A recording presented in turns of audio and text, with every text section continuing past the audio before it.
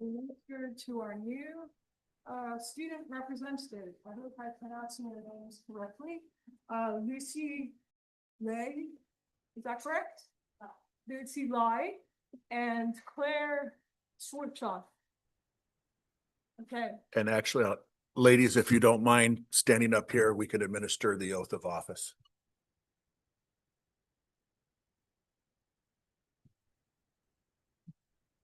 So Lucy Lay is from Los Santos High School and Claire Schwartzoff is from Mountain View High School. Right on. Oh. I state your name. Do solemnly swear that I will support and defend the Constitution of the United States. That I will support and defend the Constitution of the United States. And the Constitution of the State of California. And the Constitution of the State of California. Against all enemies. Against all enemies. Foreign and domestic. Foreign and domestic. And that I will bear true faith and allegiance. And I will bear true faith and allegiance. To the Constitution of the United States and the Constitution of the State of California. To the Constitution of the United States and the Constitution of the State. Perfect. I take this obligation freely. I will take this obligation freely. Without any mental reservation. Without any mental reservation. Or purpose of evasion. For purpose of evasion. And that I will well and faithfully discharge. And that I will well and faithfully discharge. The duties upon which. And the duties upon which. I am about to enter. I am about to enter.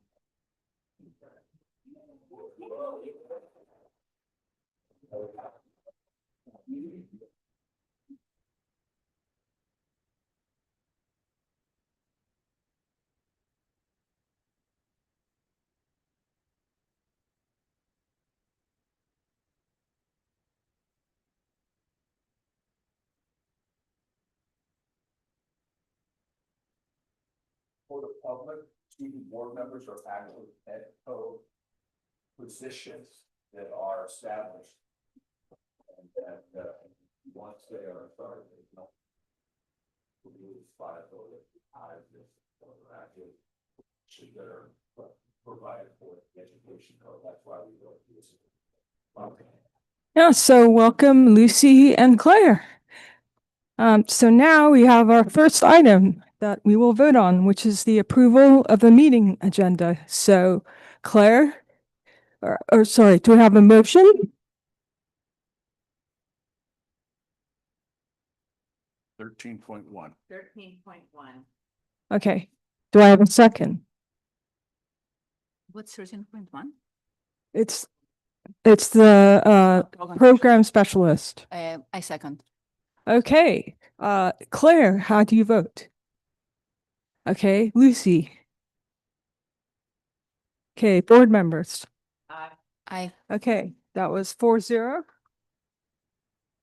Okay, next I am going to move to the report on action taken in closed session. In closed session, the board voted 4-0 to approve a compromise agreement with parents of a student to resolve potential and threatened claims against the district through the 2025-2026 school year. Potential costs to the district will not exceed $241,000 for 3 years of instruction in a private placement. Okay. I am now officially notifying you that the open session is audio taped and streamed as in our bylaws.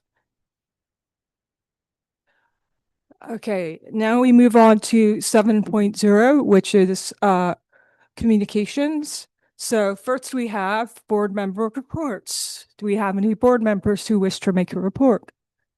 Okay, Alex. Well, first of all, I want to thank the superintendent and staff for their responsiveness over the summer and for all the work preparing for the new year. I'll admit that I was mostly on vacation this summer, so I really appreciate the work that's been going on.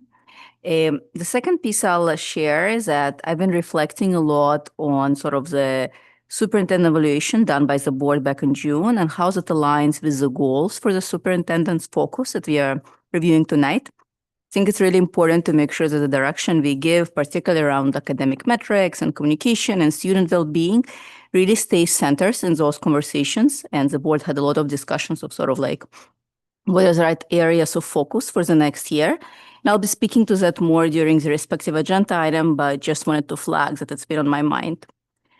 I've also been observing onboarding of families into LHS of incoming freshmen over the past few weeks, so lots of conversations between parents. Have seen a lot of recurring questions on the onboarding process, both for students and parents. I'm not sure if this is some one-off issues where some information hasn't been clear, but wanted to flag as something we might want to look into if needed. And lastly, I wanted to highlight a great opportunity that I came across. Sam Licardo's Youth Advisory Committee is accepting applications for juniors and seniors, high school students who want to get involved in civic leadership. The deadline for the applications is August 25th, and you can actually easily find the application link and more information about the program by Googling Licardo Youth Advisory Committee, and hopefully the district can also share the specific webpage information. Thank That's it. you. Actually, it was sent to Eric and he forwarded it to the principals. So Wonderful. thank you. Catherine? I'm glad everyone had a nice summer. I had a nice summer. That's it. I'm ready. I'm ready to hit the ground running for the new school year here.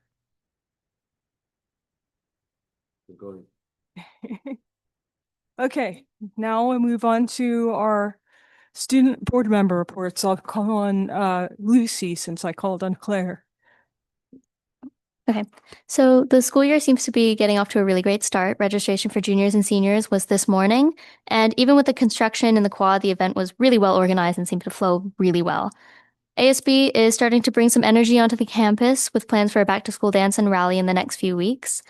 They're also starting planning on some other back-to-school things. Freshman orientation is also set to be tomorrow, and our Eagle Jumpstart mentors met up this afternoon to train and get ready for it, and we're all excited for the school year to begin. Thank you. Does anyone have any questions or comments? Okay, Claire, let's move on to your report.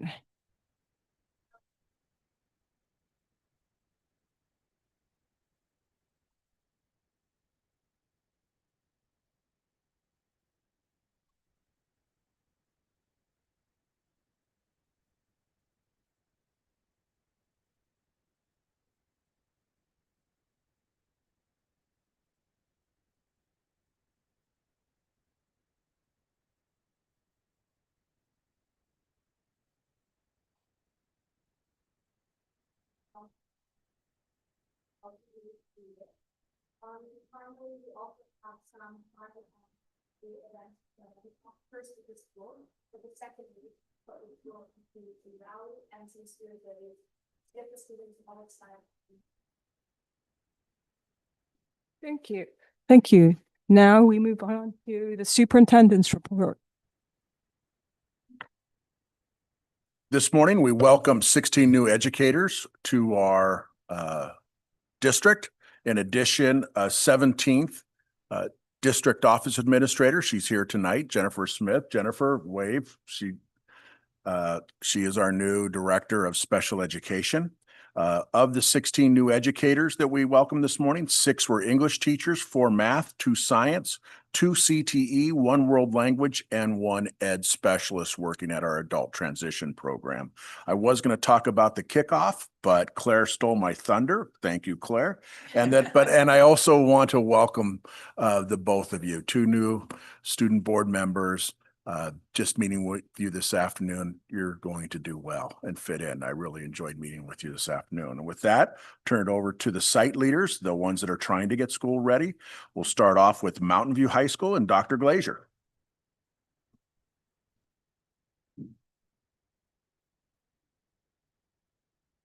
Good evening, everyone, the board and Mr. Volta. We are extremely busy as the rest of our principal colleagues to get ready for our freshman orientation, and we call Spartan Start. Claire already talked about it. And what I wanted to highlight is that the students were here Friday and Saturday getting ready. And I think that is the best part about my job, to get to interact with our wonderful students. And we are getting ready for our new teachers. We have a small crew, but mighty. They're coming to get to know our freshmen, and they will be at the freshman orientation at 9 a.m. to say hello to our new freshmen.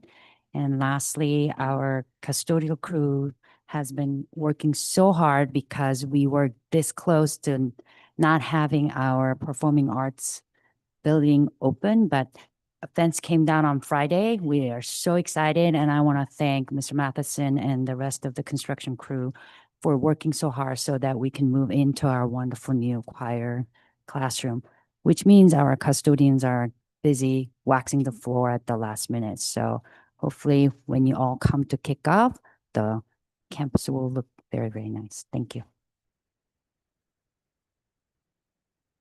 Okay. Next up will be Alta Vista and Ms. Woolfolk. Hello, everyone. Welcome back. Summer school will be talked about later, so I'll focus on Alta Vista. We'll be welcoming 38 new students and counting, along with our roughly 40 that are returning to us, 10th, 11th, and 12th graders, as a reminder.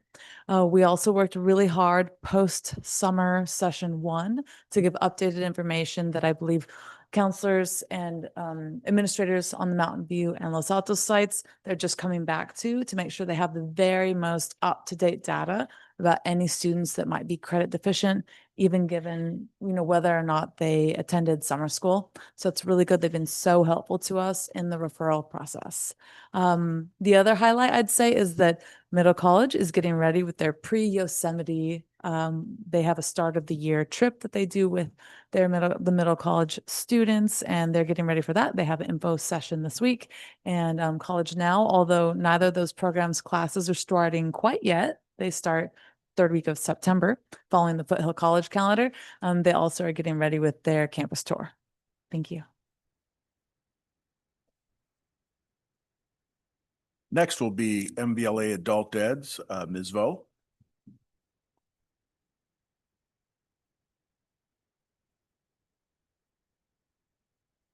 Hello and welcome back, everyone. I have quite a few updates. So MVLA Adult School has been open all summer. Our medical assistant class just ended last week. They all took the NCCT, the national exam, on the last day and scored 100% pass rate.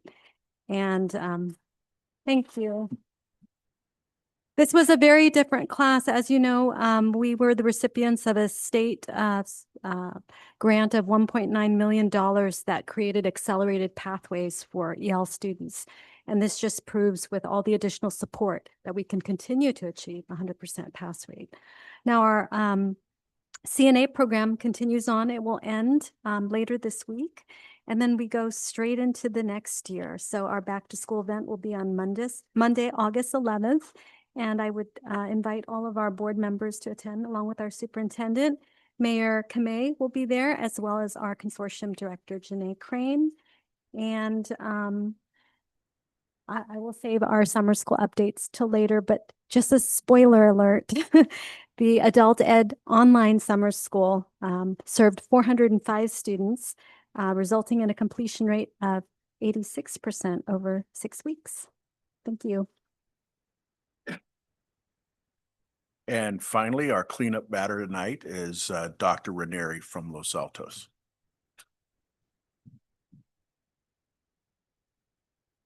Good evening, everyone. Nice to see you again. So as been described, we are eagerly preparing for our students to return, and we had a lot of students on campus today. It's starting to feel like we can exhale because we've been waiting and it's been building until they come, and today they were here.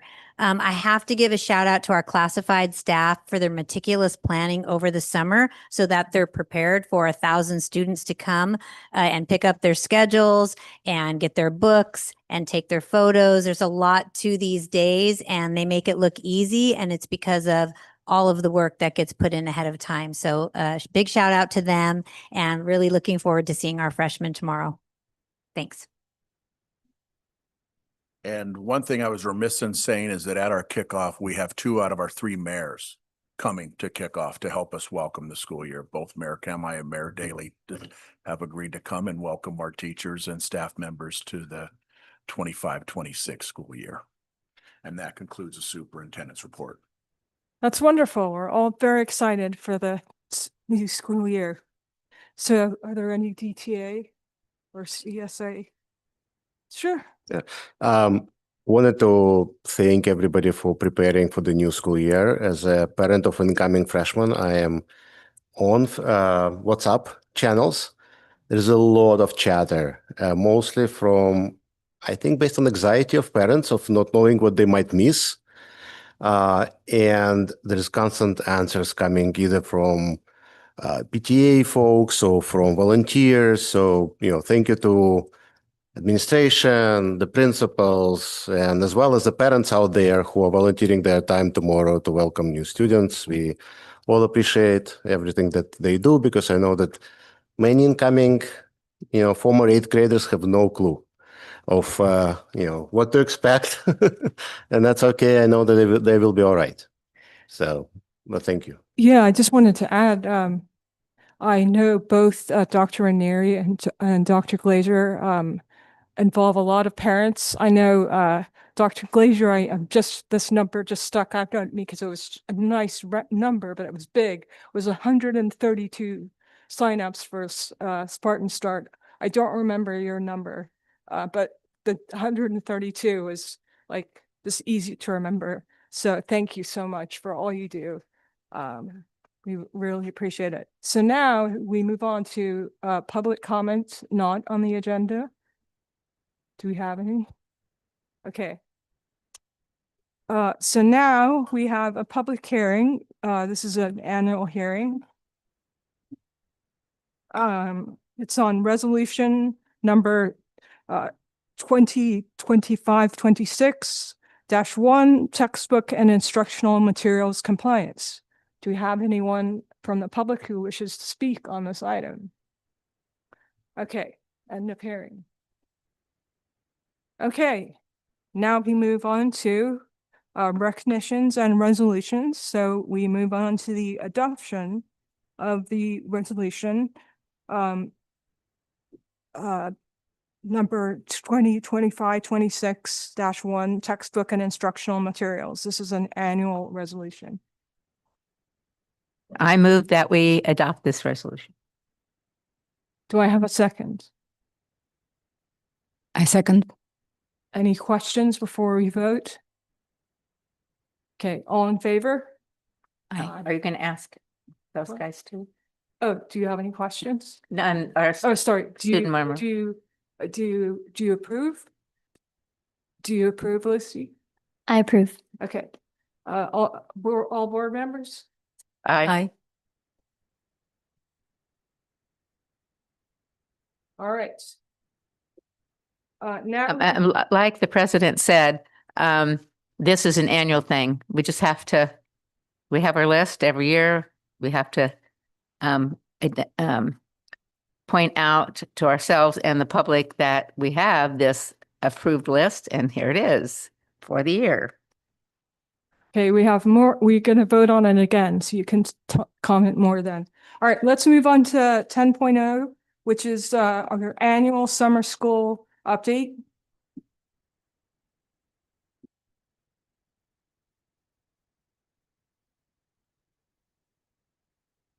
Hello, I bring my accomplice and co-principal, Jennifer Lewis, amazing individual she is. All right, so we have a few things that might just to review, and then we'll quickly go through what this summer looked like here at MVLA with our students continuing or remediating their studies.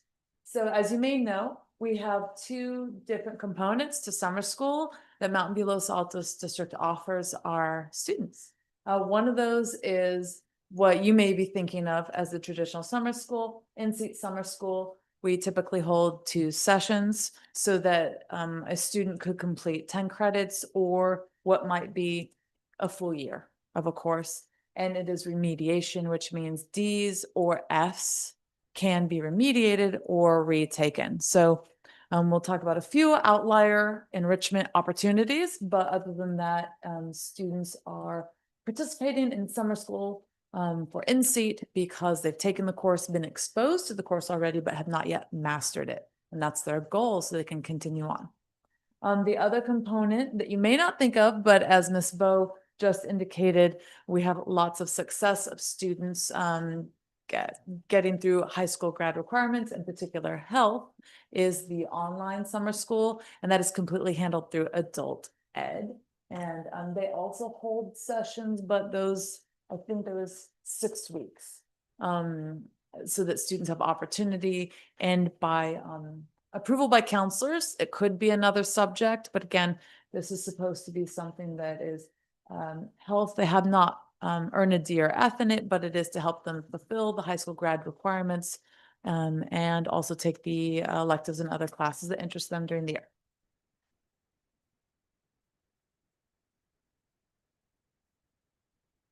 Okay, so the objectives for summer school is we're always trying to help our students graduate on time. So this could be for any student who failed the class or got a D and is trying to make up the grade so they stay on track to graduate with the 220 credits.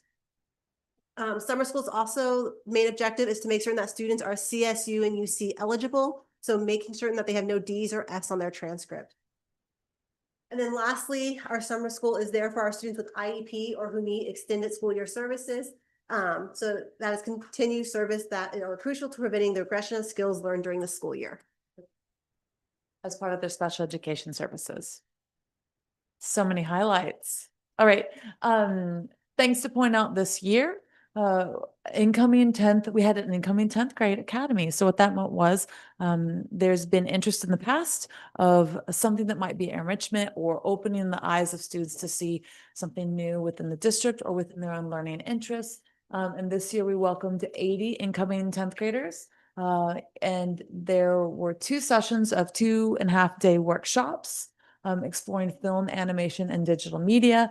And that is just a graphic of student work so that students from Los Altos, Alta Vista, and Mountain View, but it was primarily Los Altos and Mountain View, could experience a taste of digital media, film, and animation within the Freestyle Academy. And that was for 1 credit of digital media. So it's for the experience. And incoming 9th academy. So this year we changed it up for our incoming 9th graders. We did a class that was more geared towards wellness, positive psychology, and health. So our students did a 12-day class and received 5 credits of health. At the same time, they also learned skills about how to cope with high school stresses. What do you do if you're stuck or you need help in school?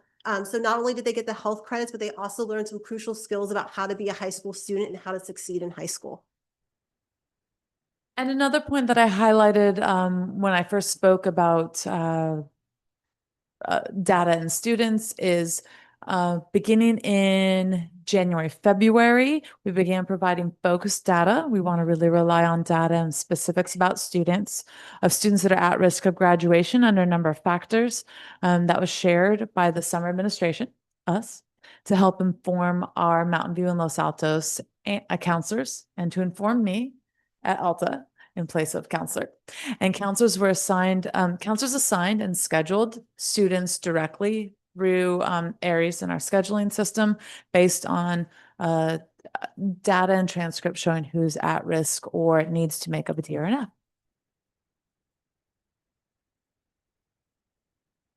All right, this is something we can quickly go through. We had the 78 staff members. That is instructional aides, nutrition, custodials already there and of course helping us, and we're very thankful, but specific to summer school, nutrition, instructional aides, and our certificated teachers, 90% plus being from within our district, and 30 courses and 33, I'm sorry, that's flipped, and 33 sections offered. So across content areas, and you'll see in the last 3 years, you'll see what on just prior to day 1, what was signed up. So that means who was assigned by counselors. And then by the end of day, at the last day, who was still enrolled. So for example, we began session 1 with 518, 373 completed. There is pretty strict requirements related to the instructional minutes that you must complete and therefore attendance. So that has some to do with it. Another thing that has to do with it is it's their summer and follow through and all those factors. I thought this might be interesting to show you the in-seat summer school courses offered, and the courses listed with the exception of the incoming 9th and incoming 10th academies. The purpose of these again is students earned a D or F, it's for remediation. And looking at these, well, in large part, they'll likely be what we offer next year. I do believe that we have work to do, and looking at the numbers, looking at what we need based on our main sites and the courses as they change. Summer school needs to change also. I think we're seeing some shifts in what needs to be offered for science, for example. And then we are both excited to be working with our special education teachers from the summer, as well as Jennifer Smith, so that we can revamp what's actually needed for specific SAI or special education content instruction. Right? And then we have online summer enrollment, which Julie was just speaking to us about. And I think we have one more slide. If you want to see a breakdown by subject, again, you can see the vast majority being health, but there are other subjects offered, and those need to be pre-approved by the site counselors. And again, completion rates there, 86% completion rate, as Julie Bowe commented. And I'll let Jen speak on this one. So a couple years ago, we started a program where kids who only needed 5 or 10 more credits to graduate were able to graduate during the summer. So this summer, we had 6 students graduate from Alta Vista High School, 1 from Los Altos, and 5 from Mountain View. So they were able to finish all their high school graduation requirements this summer. And this is not all of them, but I think it deserves mention. These are students that you'll know they didn't go through their site graduation ceremonies, but that does not mean we did not celebrate them. So you'll see students here that also Dr. Glazer had photos of her graduates in cap and gown with them. And then we have Los Altos, Joel, and then a few of our Alta Vista graduates with their families or alone. Special thanks. One thing I'd like to highlight is the support that was offered to us. We always appreciate, and Mountain View was a very kind host. And actually, the boundaries of construction really helped us out. We were in the 500 and 700 buildings, if you're familiar. Thank you. All right, Catherine, you have a question? I do. So how many folks were in the incoming 9th summer academy? We were right around 30. So I think 32 was our number. I could be mistaken, but it was right around 30. And you had that before too, or is this the first year for that? We have the 9th grade academy every year. This year, it was slightly different than it has been in previous year. This year, it was a health focus. Okay. Alex, do you have a question? Well, Thank first you. of all, big thank you guys. This looks wonderful and so helpful for the students, no doubt. This is great. I had a question on the slide that compared the enrollment by different schools. And no, by schools, this one. I was just curious about the difference between Los Altos High School and Mountain View High School. It looks like Los Altos is exactly double of Mountain View High School, and I would probably expect to see something comparable. I was curious if you know why. Is there some specific class they're missing, or etc.? So this is online data or the online summer school data. So Julie, do you want to come up to the...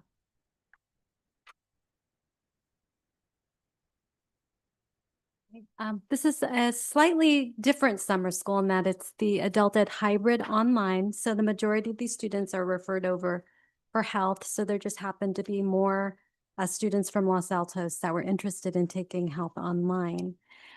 As you could see, there is another slide with the breakdown of subjects. Those are for remediation.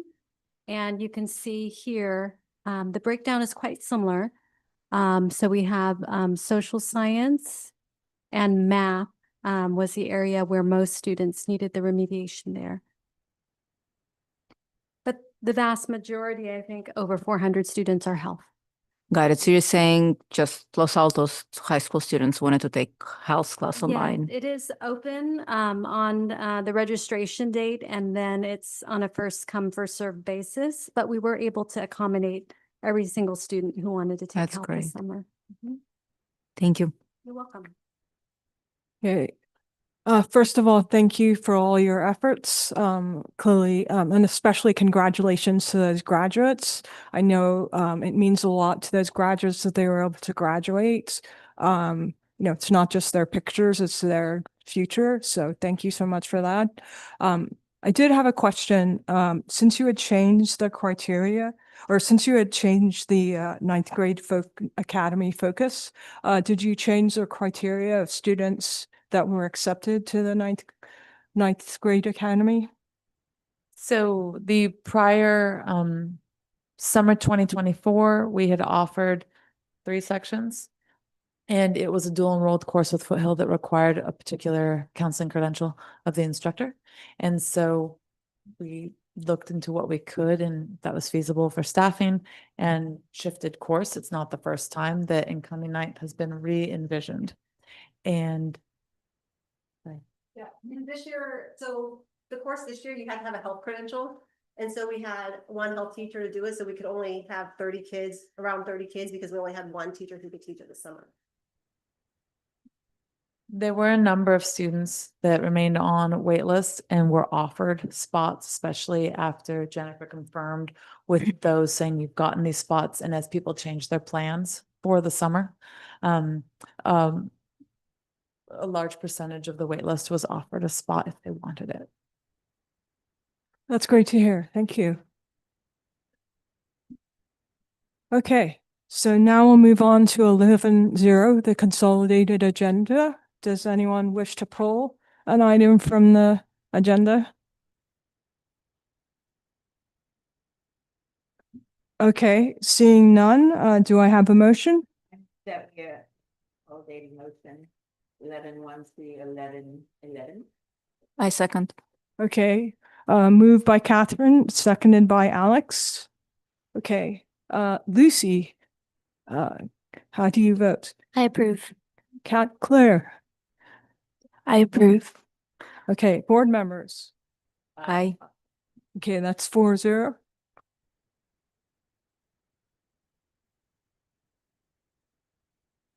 Okay, next we move on to business action on items. To mention 13.1 was pulled. We move on to 13.2, which is actually this resolution that we already voted on, but we have to vote on it again because of state law. So do I have the motion? Sorry, I missed what you said. So we already voted on this resolution, but because of state law, it also has to be voted on in the business section. So we're voting on it twice. I know, but that's what we have to do. So. Yeah. So do I have a motion? Yeah, I would to approve Okay, it. sorry, I wasn't sure what you were saying yes to. Alex. Okay, do I have a second? I'll second. Okay, all right. Motion by Alex, seconded by Vadim. Okay, Claire, how do you vote? I approve. Okay, Lucy, how do you vote? I approve. Okay, board members. Aye. Okay, that's 4-0. Okay, so next we move on to the so this is a new one, but it's also a requirement by the state for the basically it's another resolution. It's a requirement by the state for us to receive funds. This normally is put on our consolidated portion of our agenda. It was put on the business action. These are subscriptions and books that are either being renewed or replacements for lost texts or due to increased enrollment in various classes. Recommendation is to approve.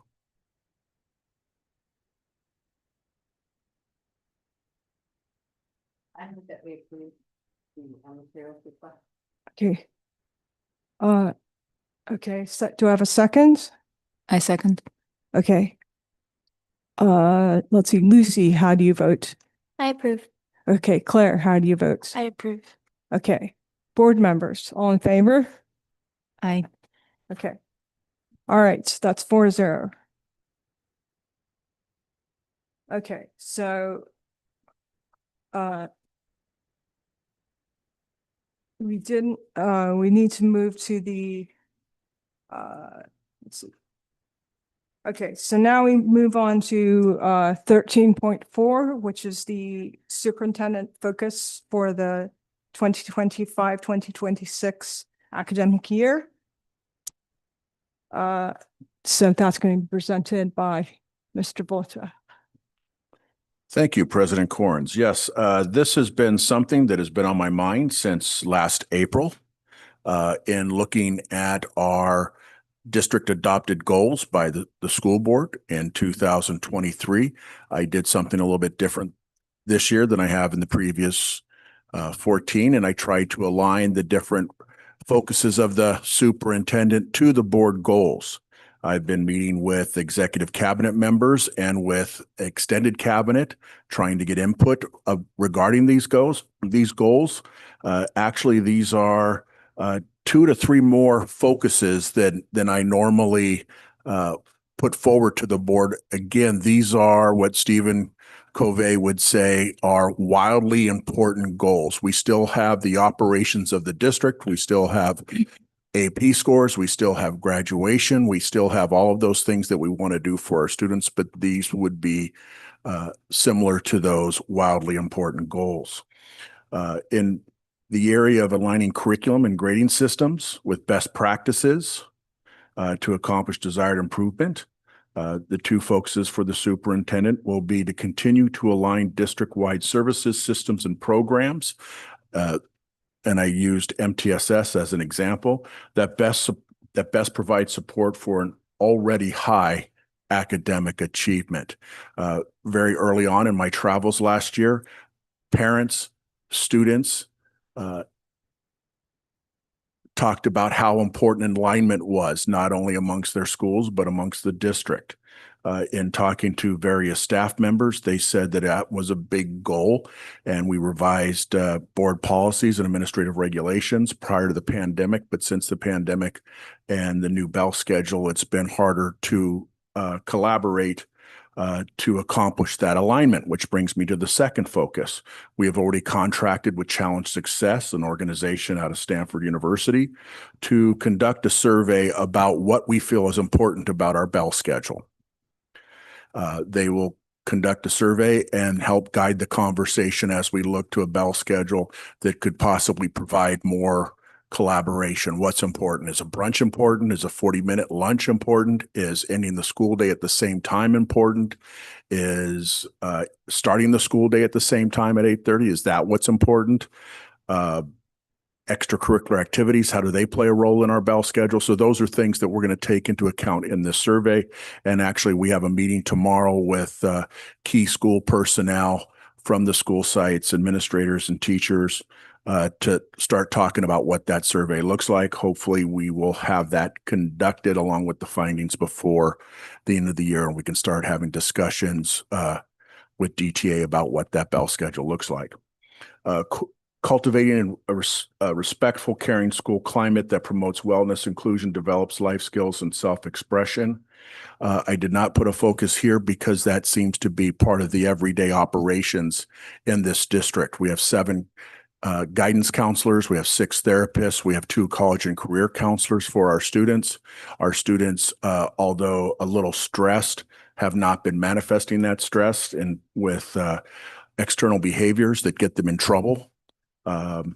And we also have a very caring environment to the point where during some of the challenges with the enforcement of immigration laws in this country, we actually stayed consistent with the previous year's enrollment for our Latino and English learner populations that speak Spanish. So not that we're not going to do those things, but I think it's part of just the culture in this district and not something that doesn't need to be called out by the superintendent.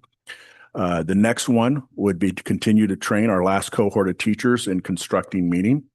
We have seen some anecdotal evidence from our AP teachers, as well as some evidence with our most recent test scores, our LPAC scores and our CAS scores, and we need to continue that. And then after that, and after we finish with our last cohort, then we need to move on to what we believe is the next district-wide professional development activity. We only have so many days and so many times we want to pull our teachers out of the classroom. Trying to do everything at once is challenging and actually ends up being a detriment to our students as opposed to a positive. The fourth goal that the district adopted in 2023, being fiscally responsible and budgeting while providing personnel and facilities that optimize teaching and learning. We are going to continue to focus on systems within our business office that promote efficiency and sound financial practices. We have incorporated some of those practices already this year as we staffed our schools and looked at our enrollments. And it's nice to know that we are already close to being very accurate in our attendance. We are about 45 students below what we were last year at this time, and that's what we were anticipating. And we made adjustments for those 45 students already within our budget system. We are being more communicative regarding our budget and our financial practices with extended cabinet so that everyone has a picture of what's happening in our district with our budget. And then this was mentioned at the end of the year last year regarding the LCAP and processes to give input to the LCAP.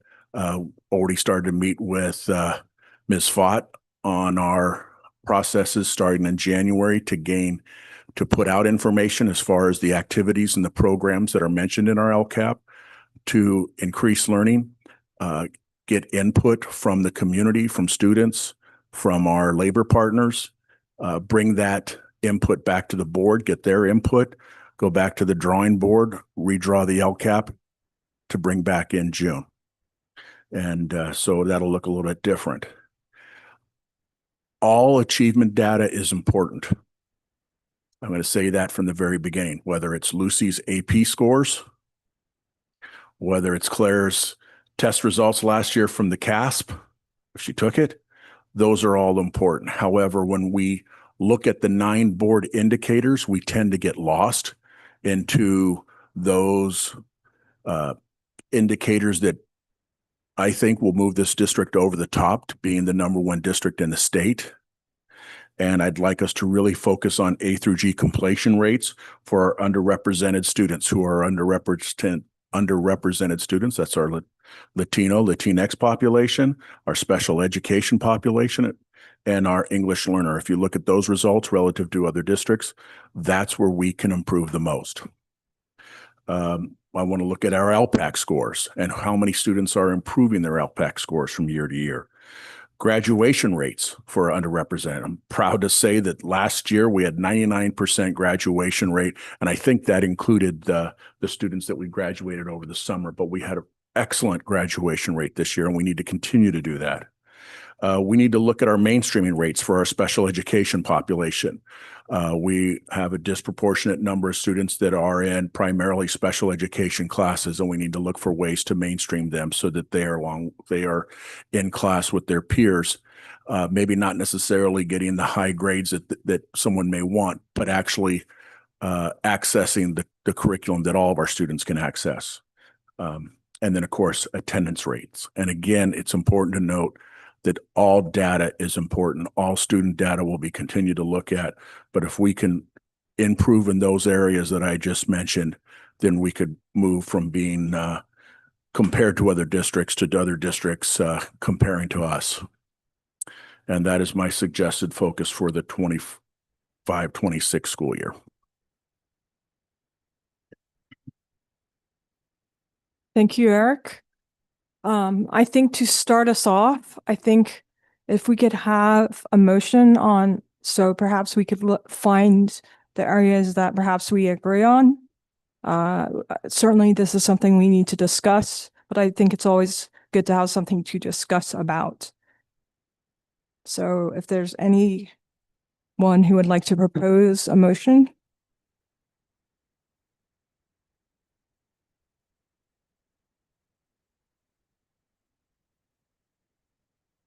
I'd really rather discuss first. Same, I'm not Okay. even sure what we're motioning. Certainly, we can discuss first. Okay, we can certainly, So, and then we'll make the overall motion afterward. There's any adjustments to each of the four bullets. okay, so I guess then if we do it like that, we should start with the first one, which is, well, you can just read it for yourself, but, continue to align district-wide services, systems, and programs and TFS that best provide support for an already high academic environment. So, I guess my question then is what is the board's feeling? Do we want to amend this? Are we happy with this? I actually like that one. Okay. I would say that across all four categories, I really like what's there, and clearly a lot of work and deep thought went into it. So thank you to Eric and the cabinet. With that said, I think for all of these categories, what I found in looking back as to what the board discussed in June, as to what should be as part of the superintendent evaluation, what should be sort of the focus areas for this year. Across all these four categories, I found things that should be added into each of the categories. And I'm happy to sort of read out loud what those are. Okay, so I think what I want to clarify is that this is like it's not like what the superintendent, the entirety of what the superintendent is going to do. It's what sort of like if you say his very highest priorities, is that correct, Mr. Volta? It's not like this is everything you're gonna do this year. This is like if you were to name the top, how many things are there? I would count them. 1, 2, 3, 4, 5, 6. It's actually quite a lot. Anyway, these are your very top priorities, rather than everything you're going to work on. So we can't have this is quite a lot, I think, already. Because if you say to someone, what are your top priorities? And they list, 10 things, I'm not sure they're actually focusing on 10 things, right? So we do need to actually have, if we're going to say these are your top priorities, then they do need to be limited in number, because you can only work on so many things that are the highest priority. Say something about that. Sure. And that is that I'm a very respected educator I've worked with for a number of years. One of her favorite phrases is, you can do anything you want, but not everything at once. And so to me, I think that is what the focus speaks to. We have, a review of a lot of things that we want to be worked on over time. Well, Eric is just now starting his second school year with the district. We specifically, when we hired him, asked him to not do anything for the first 6 months, like, don't hire and fire and turn our whole district upside down in a different way that you could perceive it or not. But then start looking at, with our input from the board review, things to move forward with. And I think these are the ones he's thought that he would start with first, not that you won't do other things later, but first. And I sort of disagree when you said we are doing a lot in cultivating a respectful, caring environment, but I don't think that's something that needs to be left out. It's just that this year, some of the other things that he's noticed about the district where it could use some particularly more heavy duty work and or improvement or realignment or whatever, he would like to do those first.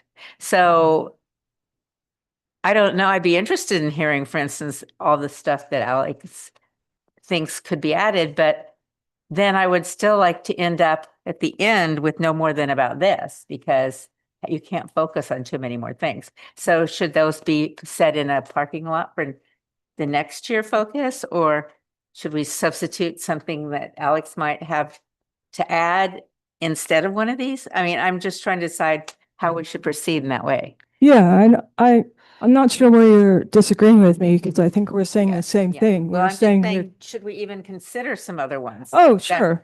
you know, I listen to. Yeah, let's, sure, if you want to list, what you want to say, but I think, you know, if you have, you mentioned you had quite a few. So if you could pick the ones that you think are the most important. I mean, we could also go through all 28 of them, or I think you said 28, but No, I didn't say sorry. that. But whatever number it is, we can do that as well. Whatever you think is, you know, going to help us arrive at, you know, I think, a number that can actually be high priority items, right? Because I think you and I are in agreement that you can work on some things, but you couldn't work on many things, but you can't do All of them at all of them at once. So what we're asking is this year, and you very accurately summarized what we had discussed with the superintendent. So thank you for that. Yeah, I think it's completely reasonable to stick to a sort of short list of key top priorities. And it's also an excellent question. What are the top priorities that should be included in that particular list? Why don't we do this? As we go through the categories, I can share what other thoughts I had for those, and in my mind, what is the top priorities should be added or should be added. And then we can see what folks think. Does that sound good? Sure, I'm happy to do whatever the board wants to do. So let's look at the first one. Is that okay with Vadim? I think Vadim is thinking. You look thoughtful. He's thinking deep. Yeah, you're thinking. I actually wanted to let Alex speak to what she thought rather than Yeah. discussing it before we heard from her. I'm happy to go one by one. I have several concerns of my own about what's on this list, as well as the data that we have seen, but the public hasn't seen. So the data that Eric, you provided to us for the test scores and graduation rates, I'd like to correlate this to what you're suggesting we focus on. So we can go bullet by bullet. For example, the first line item that you mentioned says already high academic environment. We have about a third of students who don't pass California standards on math. I wouldn't define that as a high academic environment. So just, kind of praising ourselves, I think is premature. I think we have some improvement to do.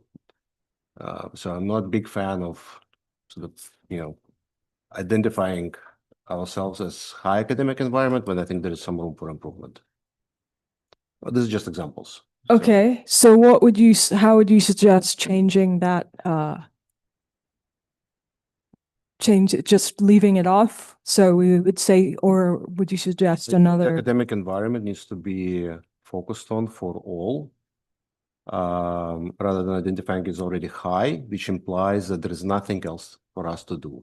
Okay, so if I want to make sure I capture what you said, so it would be changed to continue to align district-wide services, I'll just say MTSS, that best provide services for an academic environment for all students.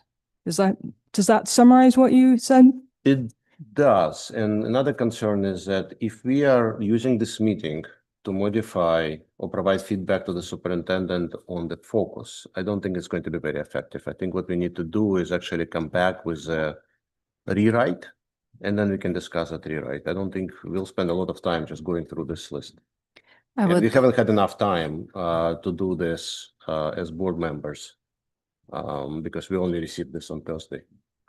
I would agree with that. That's my sense as well. I'm happy to read out what I had in mind, but it's not meant to be taken as is, to be honest. It's Right. more of an input to augment what's there, to rework it, and then present another version to the board. Yeah, feedback is fine. We can talk about the feedback and we can have a discussion. I don't want us to go into the process of changing the wording of this document on the spot. Yeah, I think it's a little bit, there is more work to be done. Okay. So both of you feel there's more work to be done. I guess our challenge is that as a board, the only way we can all work on a document is in a public meeting, right? So that is our challenge.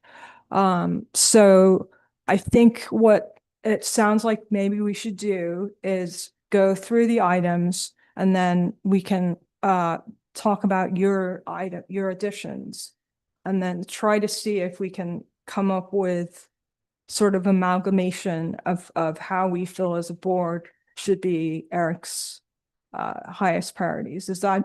Would that work for everybody? Because we can't unless we form a subcommittee, that's the only way we could really rework this. And I don't think this is a very important thing. So I can't see anyone saying, I don't want to be involved in the focus of the superintendent.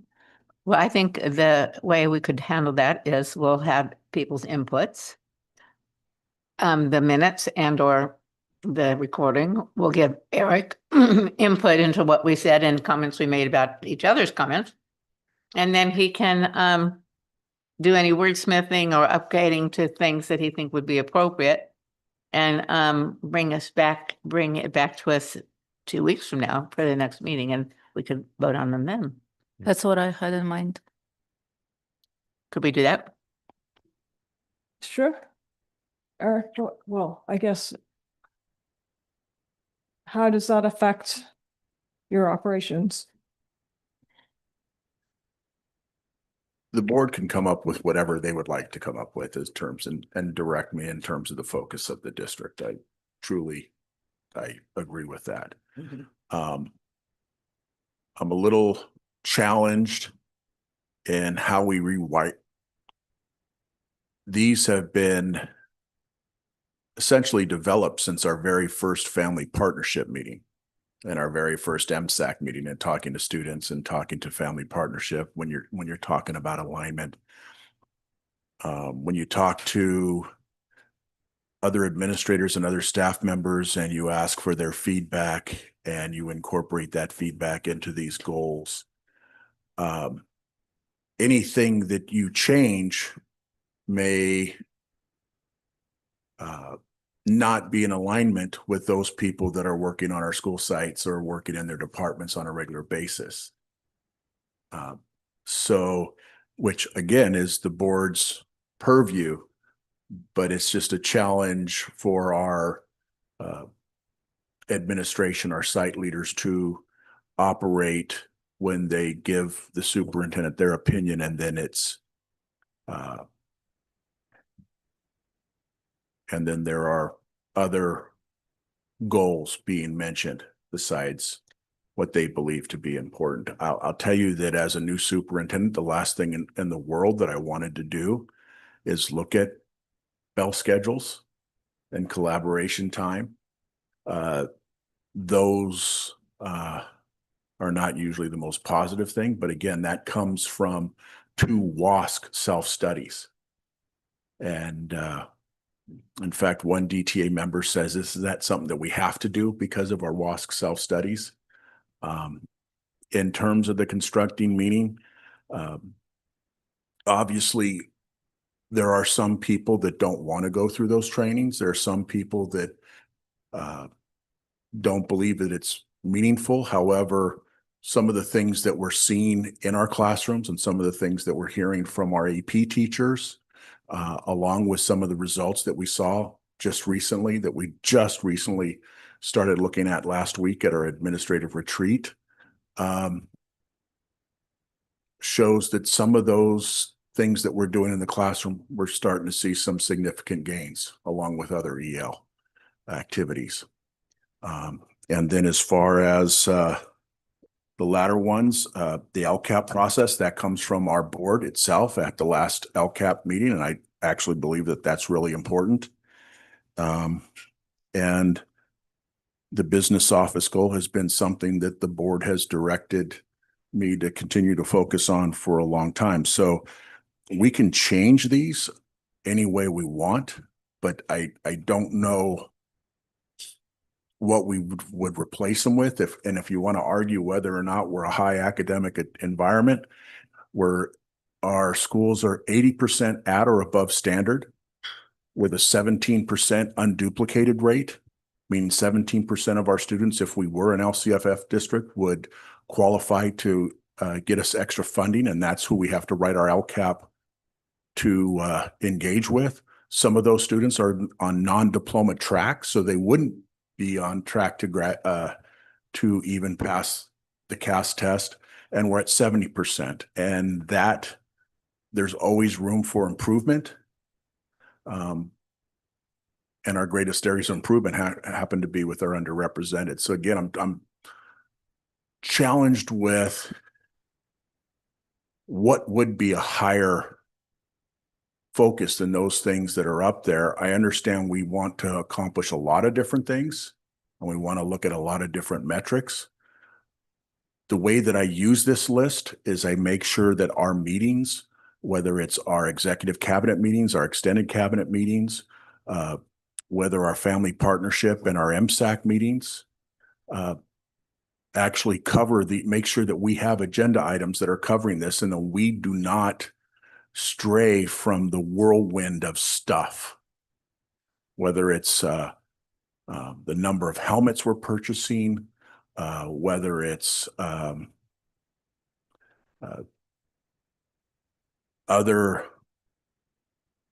everyday operational things. I mean, things like parking lots are important, but aren't they paramount to what we want to accomplish this year?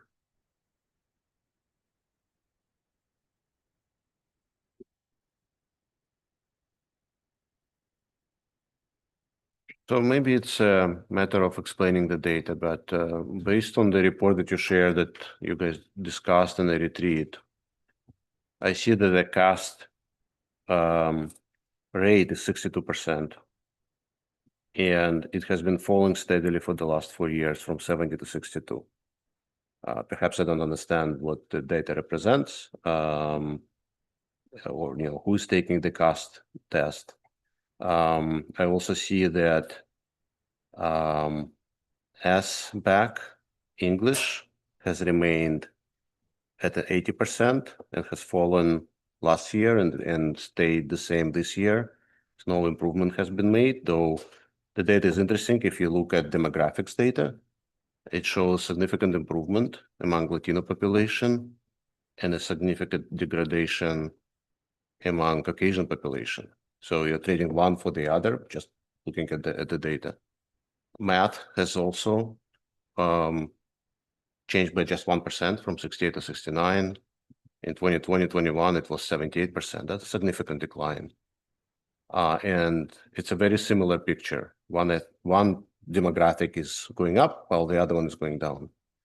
The aggregation rate, as you pointed out, is literally 99% across the board. So my question is, how can our scores on standardized tests that we have no control over staying at best flat and at worst going down while our gradation rates are increasing? And they are 99% across the board. Like the lowest is 97 among Latino demographics. Everybody else is 99 and 100%. So why focus on gradation rate when it's like, how much better can you do? Like, why is it even a priority? Right, so there are lots of questions based on this data, and that's my concern about the goals. If you notice on the metrics down below, I didn't mention CAST or CAST data. I mean, it's great to celebrate that when we do well. However, we're talking about A through G. and who qualifies to go to college. One of the challenges with the CASP scores in this district is we have a large number of students that opt out. And since the pandemic, we've gotten better since the pandemic, but those original scores were, I'd have to ask Terry to go back, but my understanding anecdotally is not a lot of students took that test shortly after they came back from distance learning. So we don't really know. Yeah, the data looks really, really good right after students missed a year of school due to distance learning. I was in a sales call with a group that was looking at our data, and they were showing our data relative to other schools when you're talking about the CASP and our actual percentile relative to other schools, even though the scores have gone down since the pandemic, have not changed.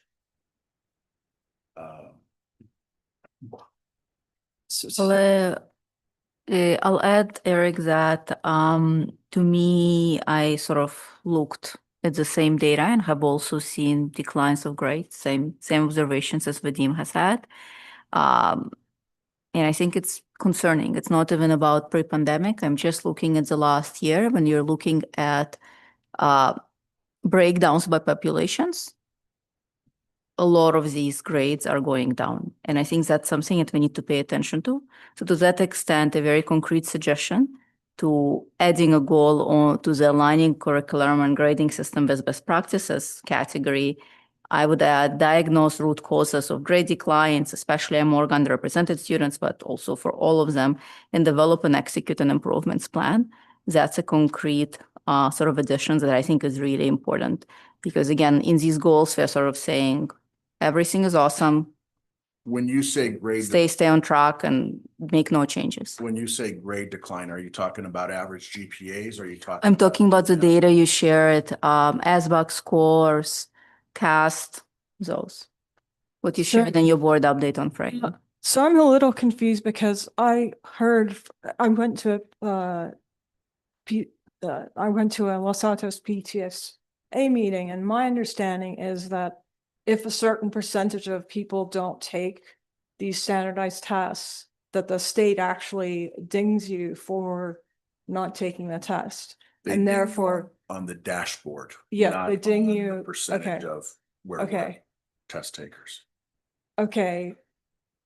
But I also wonder, because we have the people who are most likely to opt out of the test are people who are taking a lot of APs and other. I think I'm not sure about the root cause of it, but I think grades and the A through G requirements, because if you don't take a test, then you're not going to know what the score is. And if you're most likely to opt out of the test because you're taking an AP class or another you have a heavy academic load, then your score isn't going to be reflected in the standardized test. And I know that both principals have tried to spread the word to get people to take the test, but in the end, you're asking people to take a test, which doesn't actually do anything for them personally. It definitely helps us as a district. And we've been trying to spread the word, please take the test. And I think the participation rates did go up a little bit this year, I think. We certainly don't have 100% participation. So I don't think that data is necessarily accurate of, compared to grades where everyone has to take a class and take it and get a grade and A through G requirements, which are actually what college is looking at for a student to be successful, or if they want to go to vocational school or military or any other to succeed in life, they have to have the opportunity to go to college. So while I think a lot of parents look at that, there's a lot of factors that I think are confusing about why those are not as high as they would be. And certainly I think not having good participation really affects the data on those standardized tests. I'd say about 1,000 students took the test this year, and a little bit, actually in some of them participation went down, but like by 10 or 20 students, so not really significant. But it's a fair number of students. Typically, these results are, from a statistical standpoint, can show you what your population looks like. And, we've had this discussion about the standardized tests in attendance previously as well throughout the year. And I think that's where the efforts to increase attendance came from. But I do think it's an indicator because no matter what, we see the changes in the numbers, and these changes are not small. So we do need to understand it. I agree, we need to understand why, but I also think it's hard when we don't have the data of who doesn't take the test and who does, right? So I think that would be important for us to understand why. In a perfect world, we can isolate variables. Unfortunately, in education, by isolating variables, we are taking programs, services away from students in order to isolate which ones are successful. Unfortunately, in education, when you're looking at achievement data, we're trying to make changes based upon this yearly scoreboard that we get, whether it's the CASP, whether it's our LPAC results, whether it's our A through G completers, whether it's the number of students that go on to an Ivy League school or to a pretty decent school right up the road, right up Foothill Expressway with a dish and a quad that Mike Matheson will talk about proudly. I mean, we could look at all of that data, but it's really a challenge other than surveys and so on to get timely data on how students are doing over the course of the year. A lot of what our school sites do on a regular basis is look at their DNF just every time the quarter report cards come out. And again, it's sort of that same group of students that I talked about in those lower metrics. So that is the challenge in education. I also know that we did see with the individual site information, we had a lot more data that we went over, and Terry was able to give the sites information and data.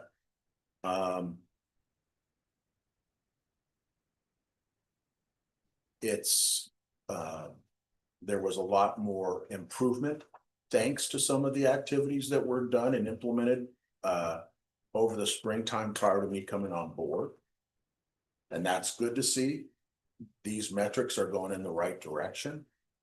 And it could be a year from now, we're sitting here and talking about, okay, how do we go from 95% passing their AP exams to all of them being 100? Right now, there's a good number of them from 95 to 100% in terms of pass rates and AP.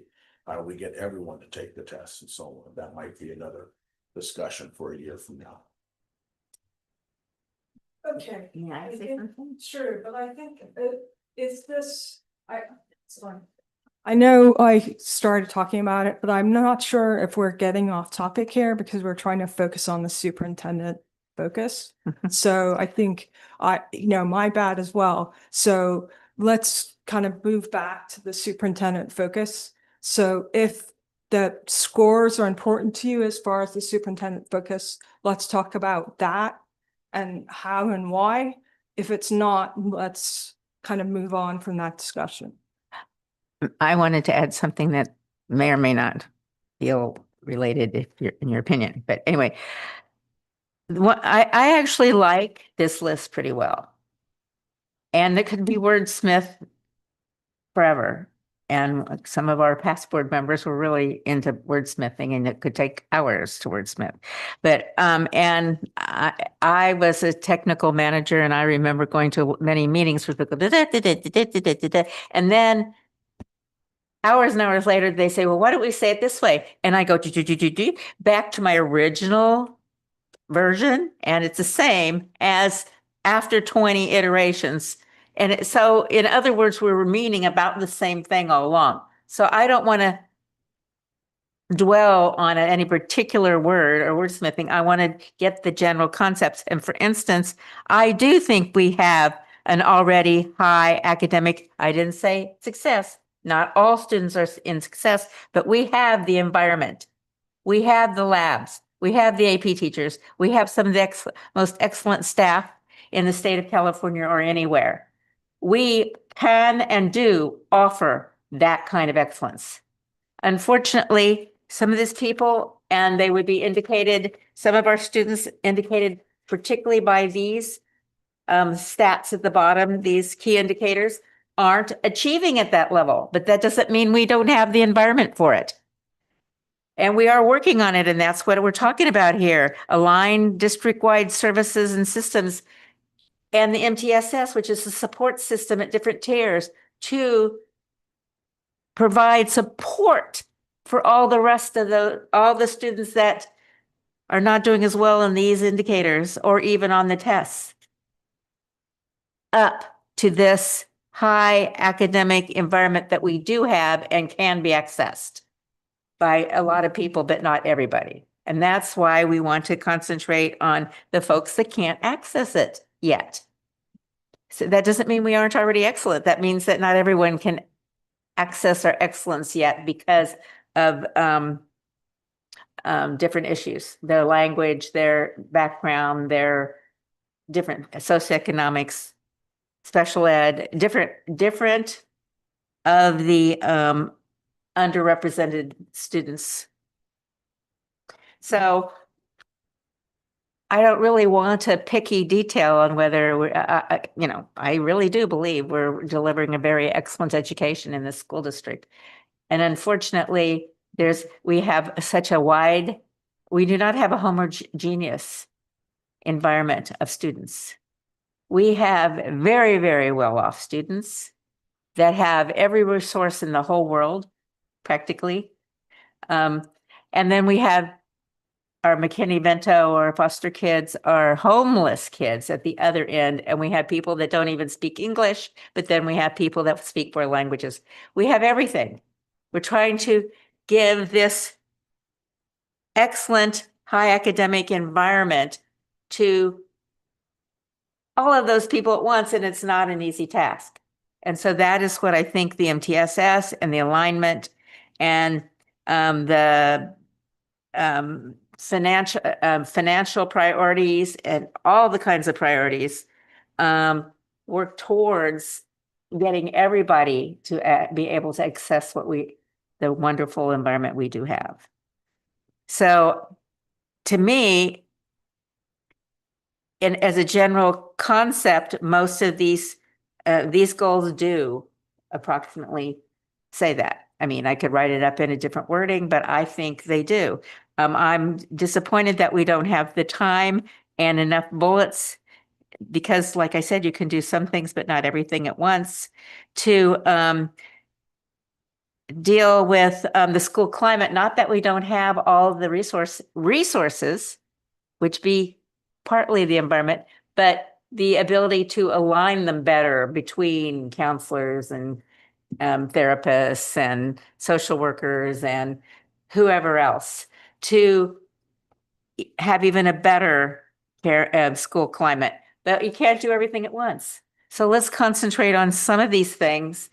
And if Eric Volta, as our new superintendent, has taken the pulse of his staff, the principals, the associate superintendents, his SAC, no, it's not called SAC.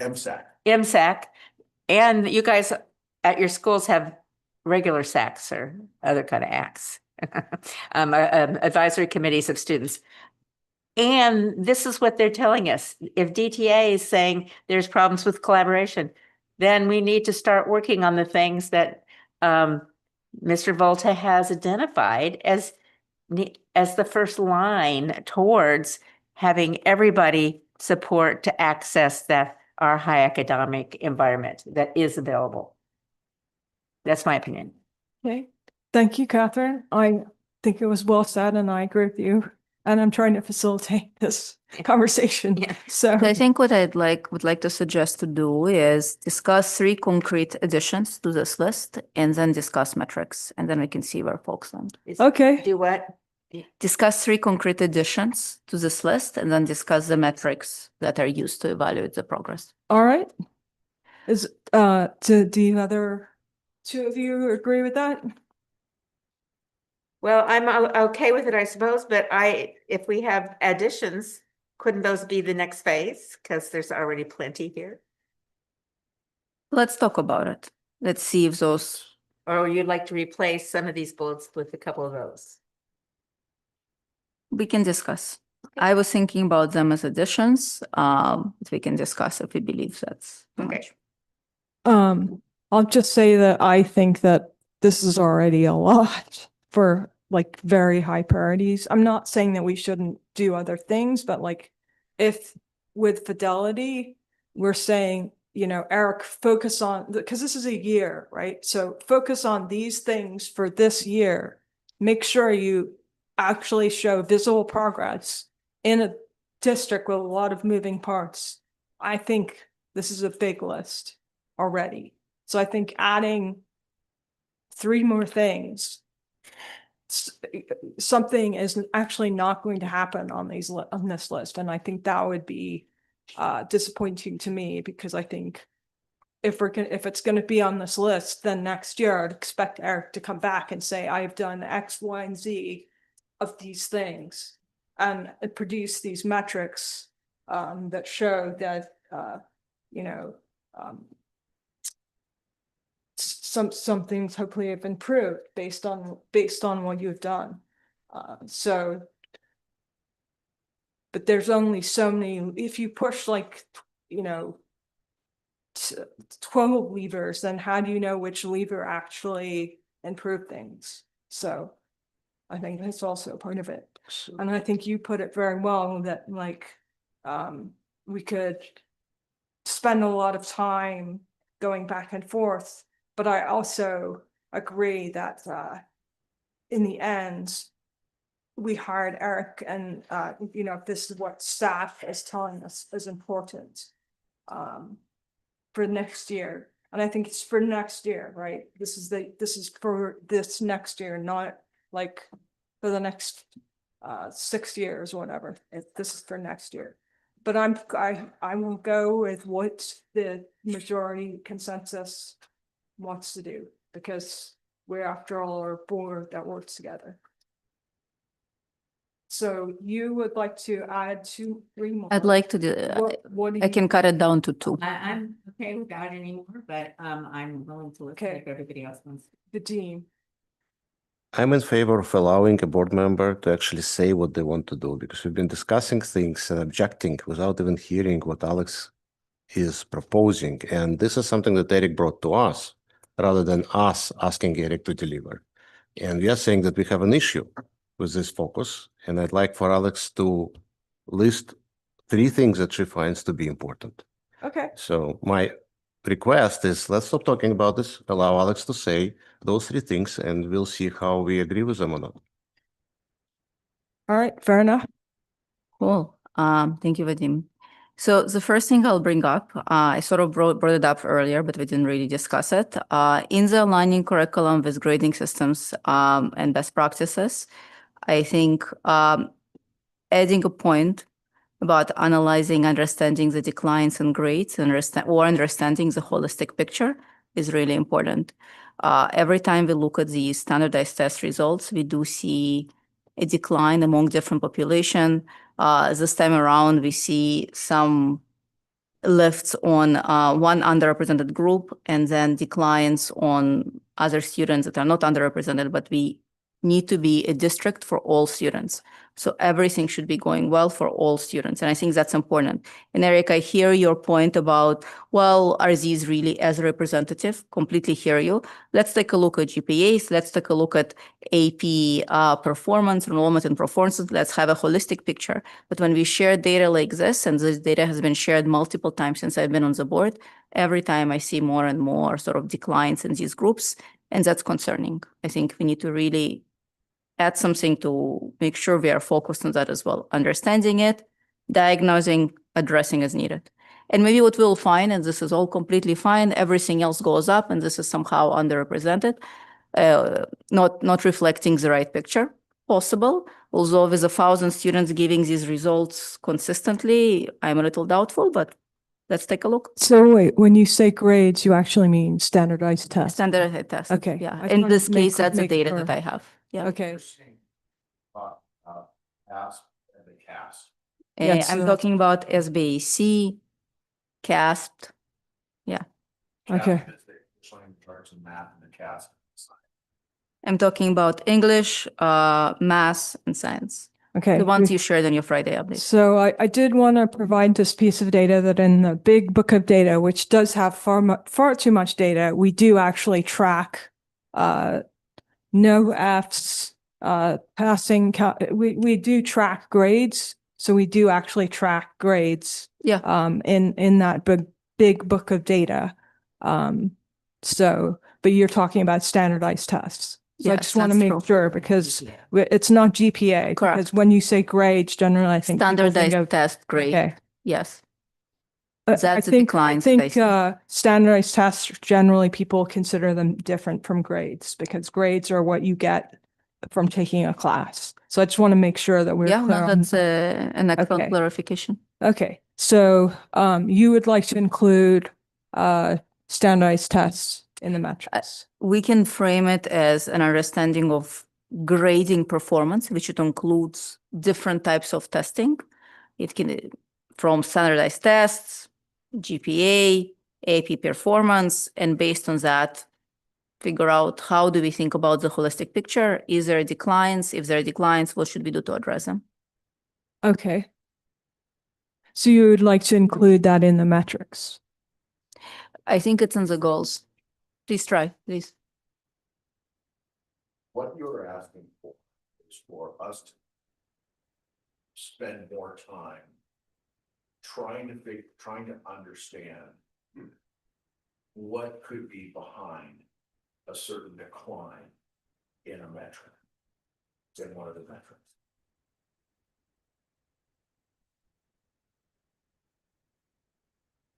That is a good suggestion.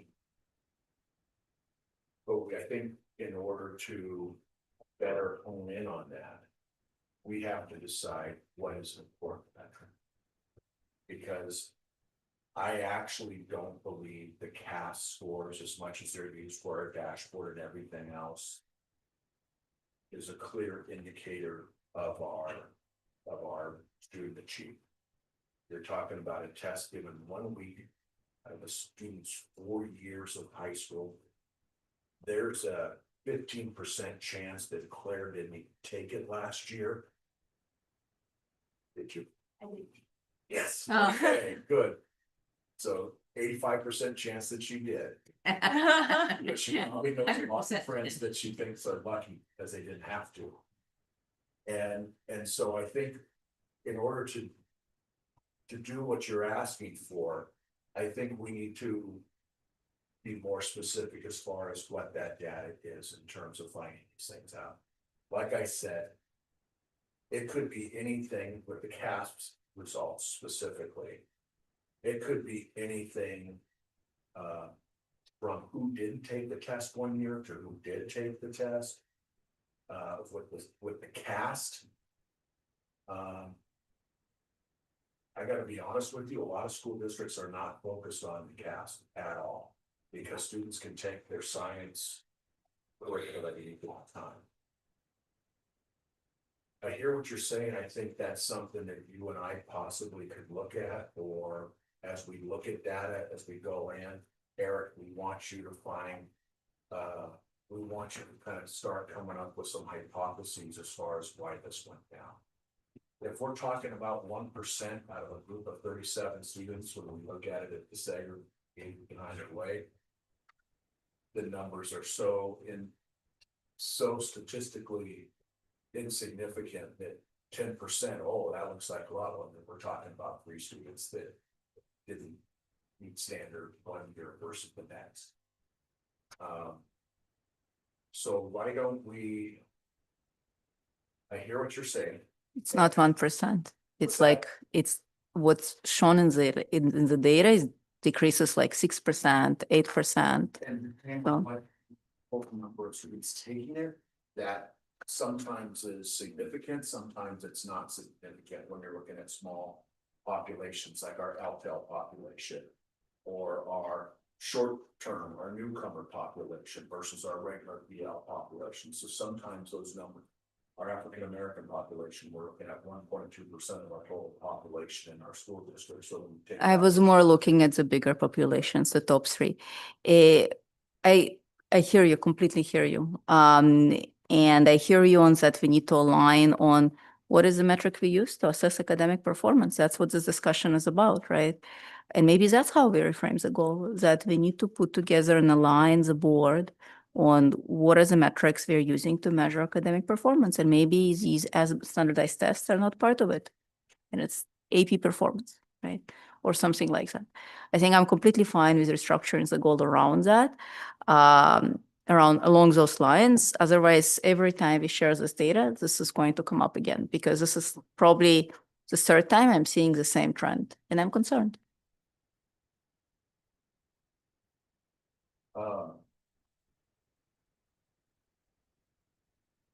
I have ideas for maybe a work group or study group that we could start to investigate that, although trying to incorporate it for this year might be a bit of a challenge.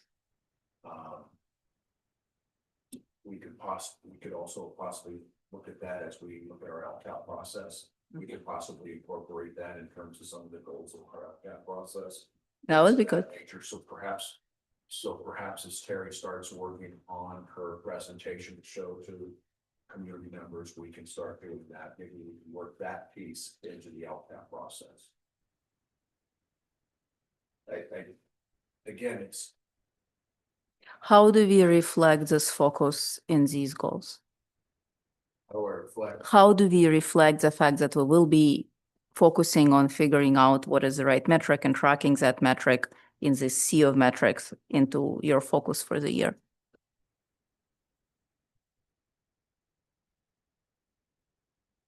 I think what you're asking for is you're asking for some kind of description. If scores go down, you want to know why.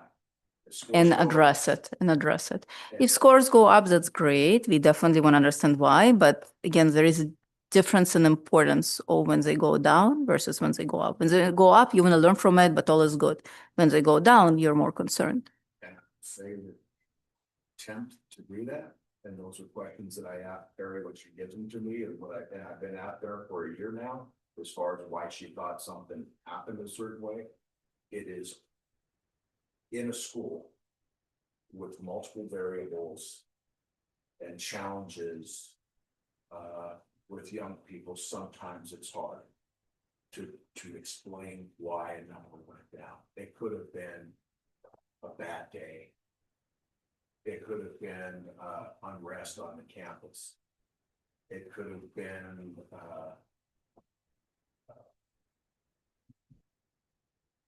I've seen one student's comments in one classroom create total upheaval in one school's standardized testing. I totally hear you, Eric. I think what I'm reacting to is seeing this trend year over year. Not just in the last year and not in 1% and not in 3 students, or at least in the way that I'm interpreting this data. If it were, then it wouldn't make sense to discuss, especially for that long. Knowledge that we haven't seen incredible growth. But I'm trying to understand what specific grade are you talking about that ethics going down?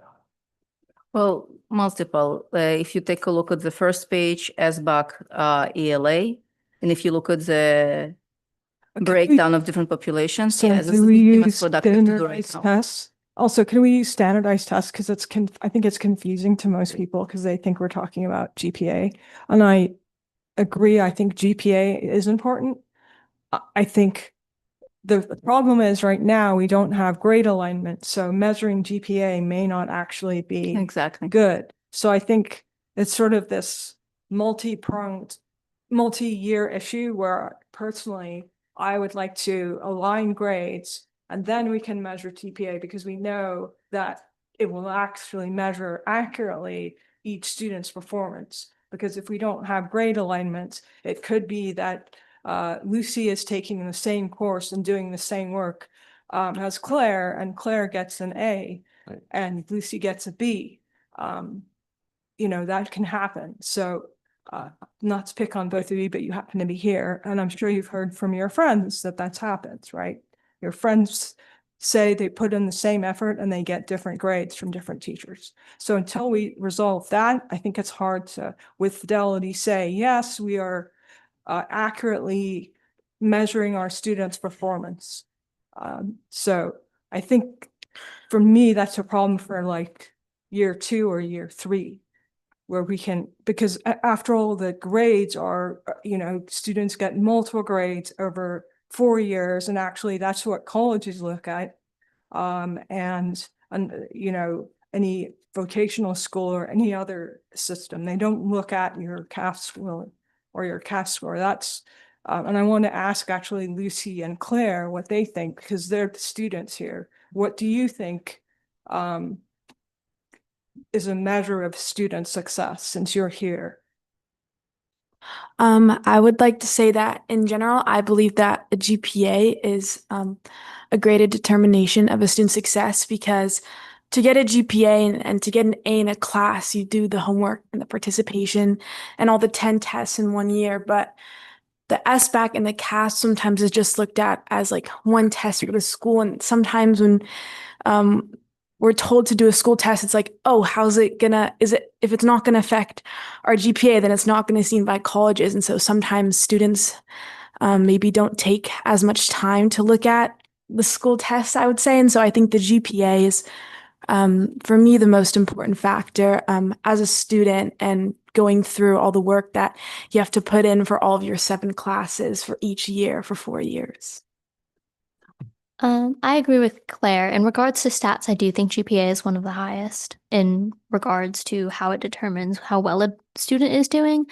In other areas not considered stats, I think it's very different depending on what status the student is, socioeconomic status, background, things such as that. I think this is also something that we could definitely bring to MSAC. They might have a more comprehensive idea of what would be good to prioritize.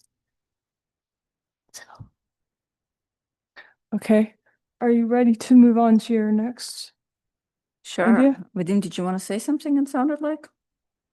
I think it was pretty clear that when you talked about grades, you meant standardized tests, and I understand. We'll just keep an eye on the wording to make sure that nobody's confused. So when we refer to SBAC or others, we mean standardized tests, not the grades. Cool. The only other one that I think is really important enough to make it to the list of goals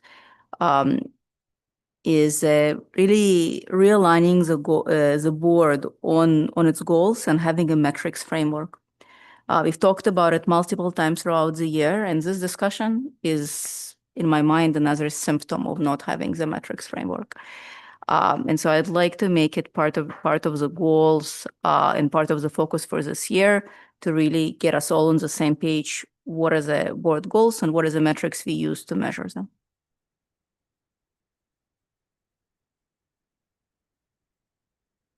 You would like to revisit these 4 goals? Realign, revisit, we may make some wording changes, yeah. Or keep them as is, depends on where the board lands.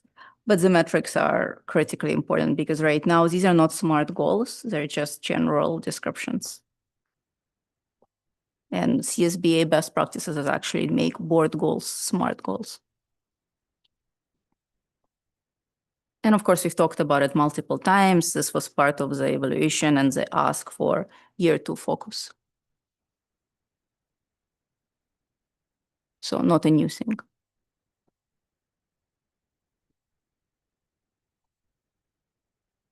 Well, I kind of think that you're right. We need to do that, but that's our goal, not our focus, not his.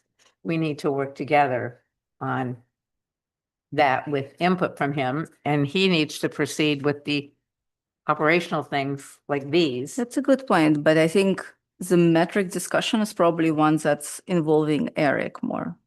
Maybe the goals is more for the board, but the metrics that should be used to measure is one that involves Eric as well. The way we've talked about it in the past, that this is something that the superintendent facilitates, which is why I brought it up. If that's not the case, we can self-organize.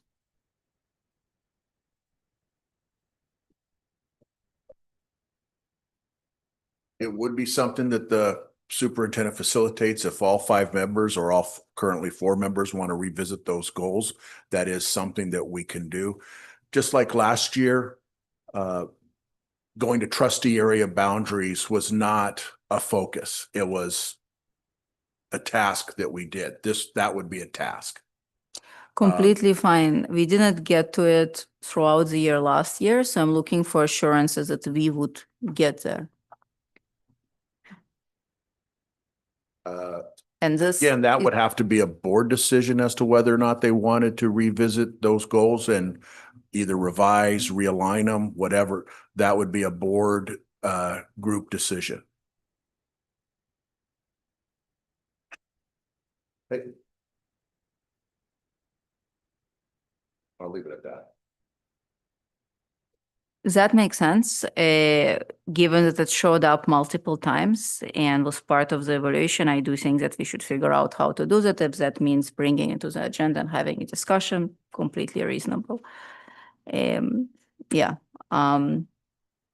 Okay, maybe the last point is then the metrics used to, maybe we can switch the screen back to the goals, back to the proposed goals of the superintendent.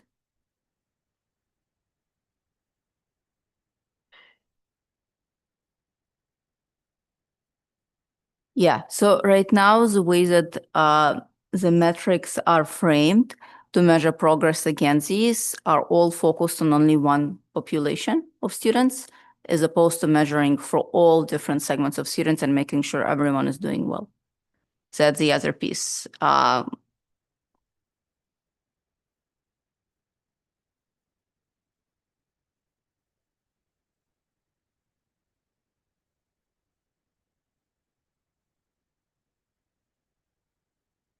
How is that? Say it again. How is it that it's just one population of students? That's what it says. Uh, It says only for underrepresented students. Every line here says for underrepresented students, for underrepresented students. Maybe only the last one doesn't. there's English learner progress reports. Well, that of course, Yeah, there's and APG then- completion rates for underrepresented students, English learners, that's obviously a sub-segment specific goal, graduation rates for underrepresented students, mainstreaming rates for special ed, attendance rates. It feels like we should be going on overall improvements for every segment of our population, not just specific ones. Or at least have guardrails. So when you want to focus on specific elements because you believe this is the main area of improvement, that's fine. But you have to have guardrails to make sure that while you're focusing on one area, you're not undermining others. And the data of standardized tests is actually suggesting that something is working for one group of students defined by demographics, while it's not working for the other. What it is, like Eric pointed out, is difficult to tell because this is not data-driven. We have no ability to say have causal effect of anything we do on the results of that we see in the data, which questions the other bullet point of providing data-driven professional development. How can we be data-driven in our professional development when we cannot answer the questions of what's the effect of something that we do on population of this overall population of the students, or when we split it by demographics, for example, constructing meaning. Is it helping underrepresented groups? Great. Is it hurting other groups of students? We don't know. Is it helping everybody? We don't know. So the last line where it says, the last line you don't feel is are the guardrails, what would you have instead of the last line? If you focus on a specific group, you have to have guardrails, which means that maintaining the same measure of academic achievement from other groups of students. That could be a guardrail. Now, how do you measure that? The measure of achievement? Is it based on these indicators? These indicators, by the way, in my opinion, are all leading indicators. This is something that we have control over. If we want, we can graduate every single person who takes A through G credentials. We can graduate every single person from school. We can give everybody an A. It's completely under our control. Now, of course, we will undermine the sort of the academic vigor that we want MVLA to have in the long run, and that will be a bad thing. But these are the leading things that we have control over. What we want to be able to do is measure what makes students who graduate from MVLA to be successful in whatever their next goals are. Go down to schools near the dish, as Eric pointed out, go to professional school, whatever the goals are. If our students are capable of achieving those goals, then we've done something well for them. How do you measure that? It's hard, but it's not based on things that we are capable of assigning to students. These are all leading things, and I question them. When I look at our things that are under control, a graduation rate. When we graduate, 99% of students, and congratulate them on receiving a diploma from VLA, which means satisfying, the basic requirements. Yet the passing rate for those who have taken the standardized test is at, below 70%, 68 or 60, 62% in English, I think. Like, to me, it's not an alignment. Because I don't think those standardized tests are at such high level that we should not expect everybody to do well on them, at least to meet them.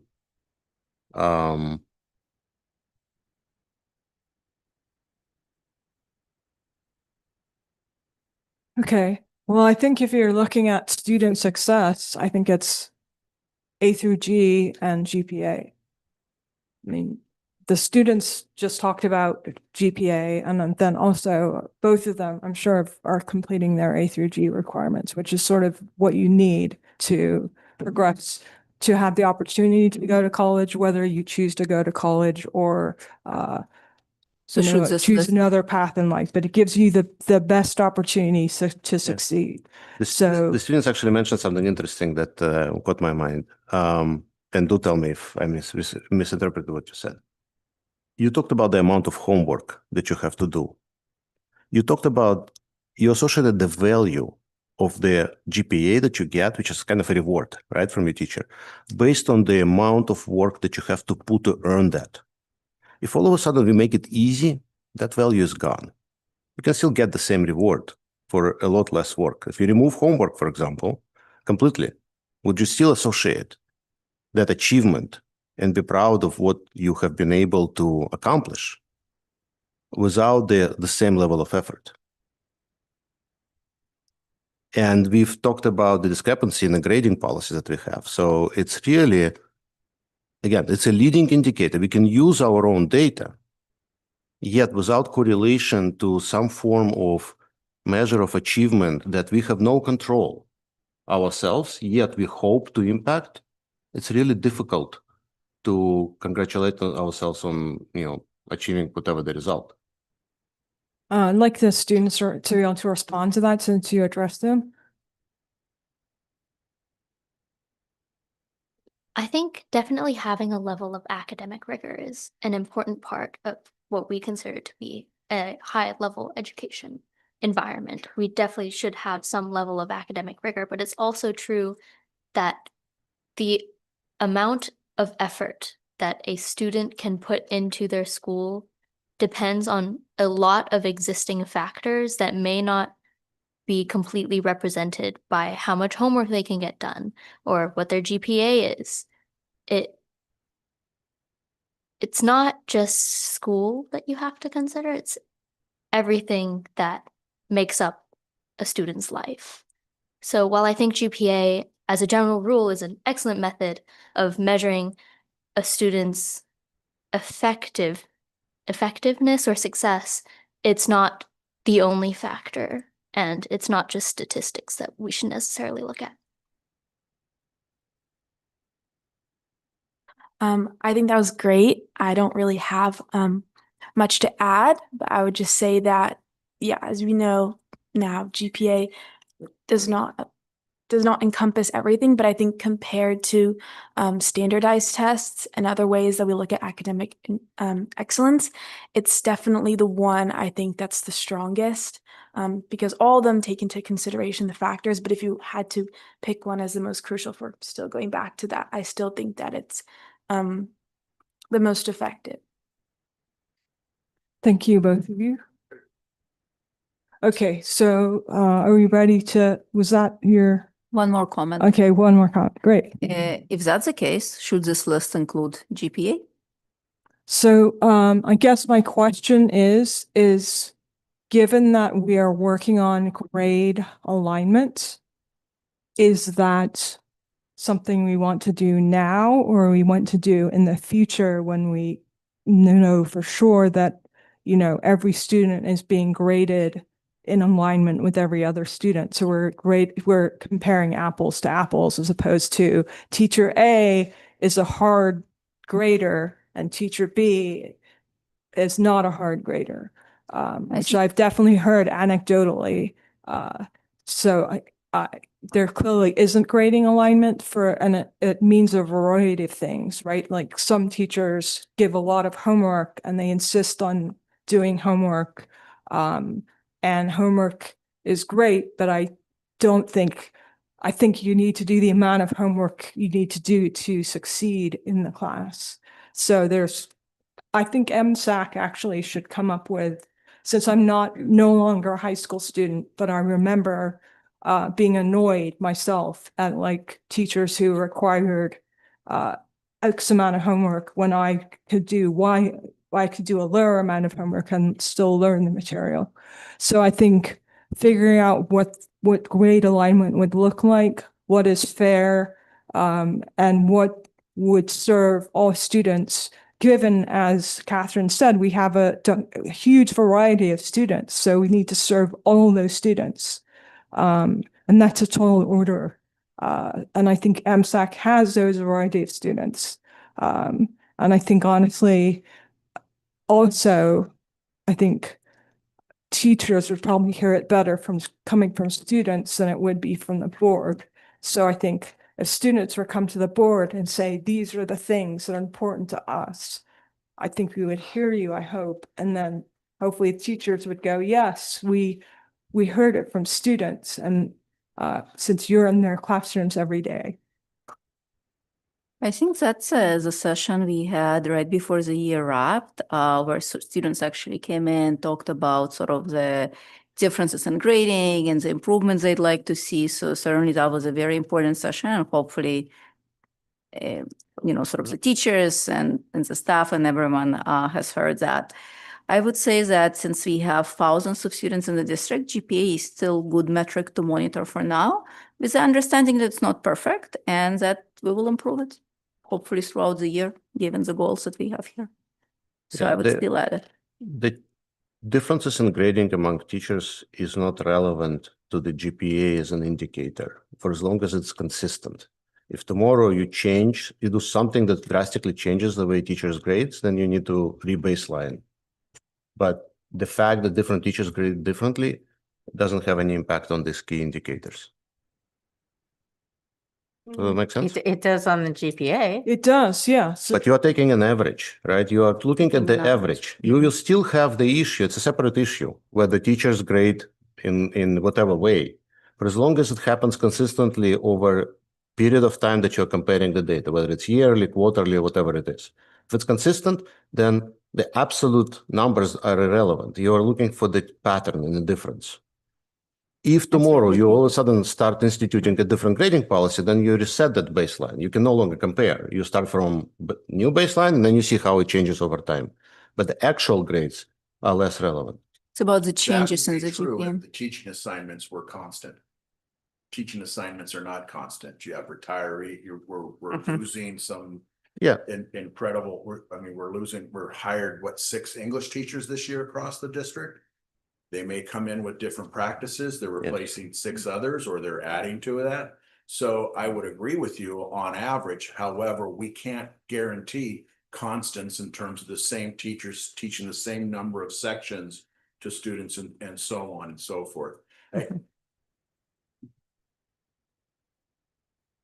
Like doctors, educators do no harm. It is never an educator's intention to do harm to any student. So I don't know that we need guardrails to protect students from not achieving at the rates that they were achieving. It reminds me of the one book that I read that said, you know, Heather McGee, The Sum of Us, where it talks about that zero-sum game where we are, if we focus that concept, that if we focus on this group right here, to raise the ability of this group, to raise, and in her case, she was an economist, to raise the buying power of this group, we're going to be taking away from this group over here. That's not what we're doing. The only thing that these metrics are out to do is looking at our comparative data to other districts, trying to raise our lowest performing students so that we can raise our overall performance of our district. Something that was very important to the district based upon the number of questions that they asked a year and a half ago of me. And try to increase that achievement so that one student's, and Lucy, I want to can you and sell you because you put it perfectly, one student's circumstances, it's not a predictor on them meeting their potential. And that is what our public education system has been about for a long time. We've been calling it 1,000 different things, but we've always tried to get students to meet their total potential and providing services to those students so they can meet that, whether it's professional development for teaching strategies, whether it's social emotional support, whether it's free bus passes, whether it's getting people at our school site to drive vans during a VTA strike. Those are things that we've always tried to do. And as a public educator, I will always be available. So the guardrails are not to protect students from the teachers. It's to empower the teachers to maximize the impact of the valuable work that they already do. And I understand, but you still need to, if you're measuring based on data, you're talking about being data driven, and you look at the result, what you just said does not reflect in the result. You already had a data that shows an improvement of from 47% to 55% on SBAC standardized test in English among Latino population. You'd say that should raise our overall percentage. Our overall percentage remained the same. It was 80, it remained 80. Why? Because the other population dropped from 91% to 84%. It is a reasonable question of why. And what are we doing that impacts the data positively for one group, which is excellent, yet what's happening to the other group? So if the data, overall data went up because of the investments that we make or improvements in investment to support underrepresented groups, that would be fantastic. Just the data doesn't show that. And that is what we are talking about. What I see in the data is that most of our Asian and Caucasian students are passing or exceeding the standard tests. But our Hispanic students, who are 25% of our population, are not and have remained. I mean, while we have made gains, they are not in the green at all.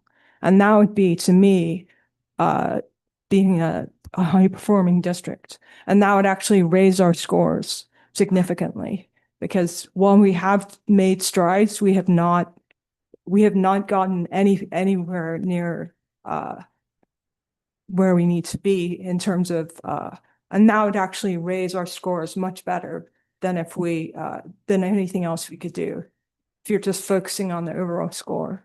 Well, And I also I'm not sure that I think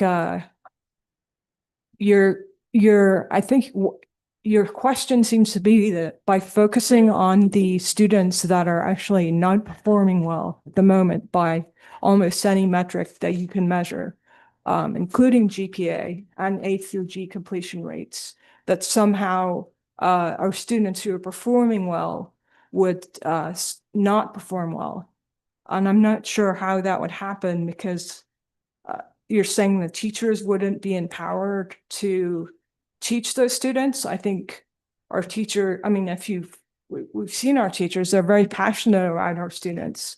And I think that students who are engaged and very articulate, like these two students here, would be a pleasure to have in the classroom and would do well in any classroom they were in. So sorry to pick on you, Lucy and Claire, but I don't think you're the two students that we're talking about in this room. We're talking about students who are not able to sit here and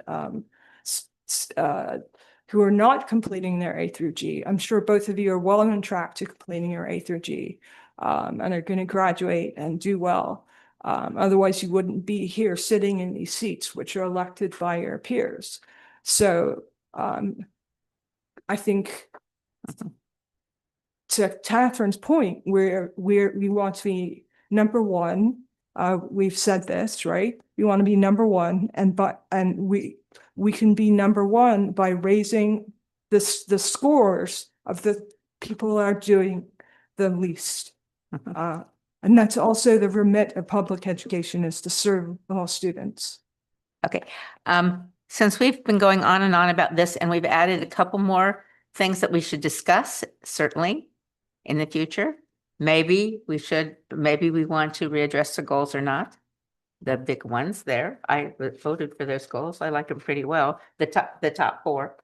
They're there. But meanwhile, we have found nothing incorrect or objectionable about the way this particular focus states. We've come up with things that could be added either this year or the next.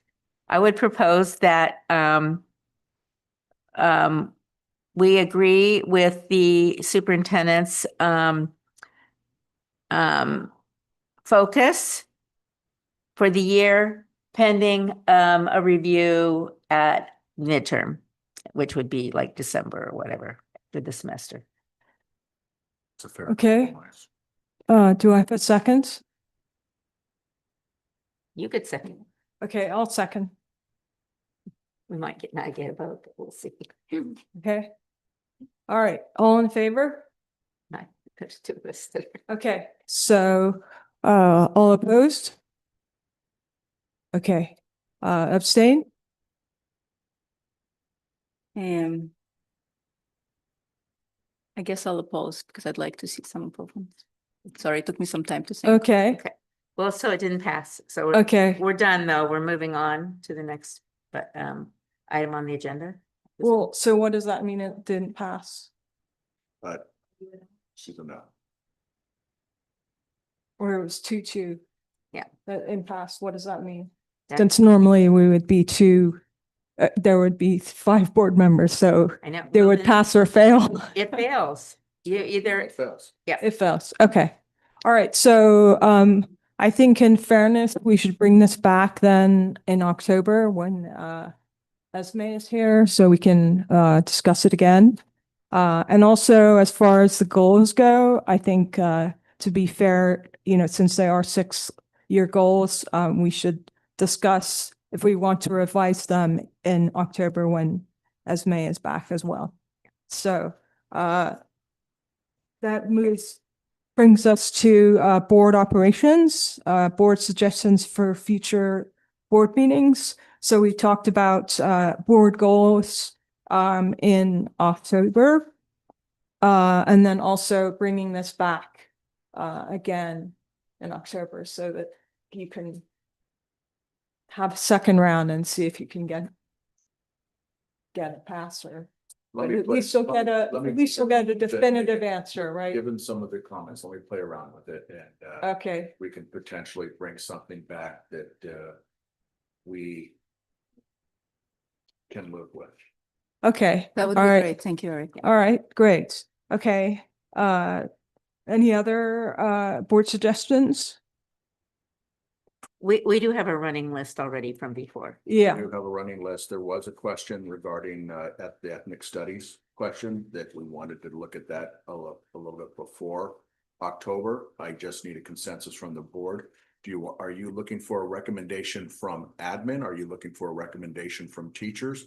Or do you want to take the issue on yourself in terms of graduation requirements and so on, make a vote, and then we direct staff to implement it? How would you like to proceed?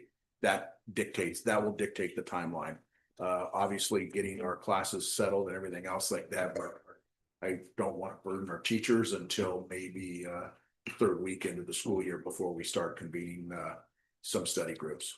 I would certainly want a staff recommendation. I may or may not agree with it, but I would want staff recommendation.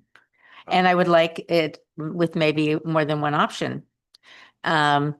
If we did this would be how much it costs. This would be what kind of change around in our operating procedures, like teachers for this and teachers for that we would need. This is another choice. I, as the superintendent, would recommend this one. The teachers would prefer this one, whatever.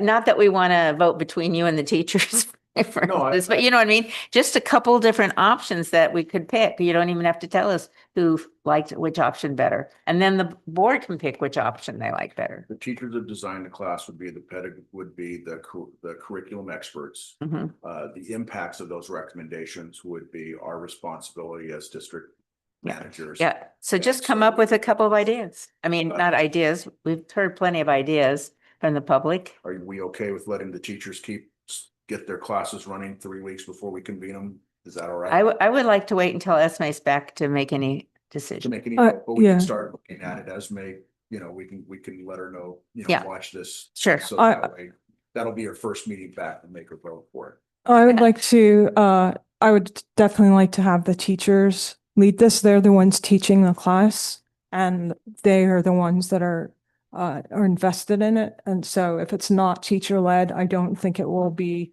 the best class or the best recommendation, whatever recommendation they have. It's, we've always had curriculum be teacher led.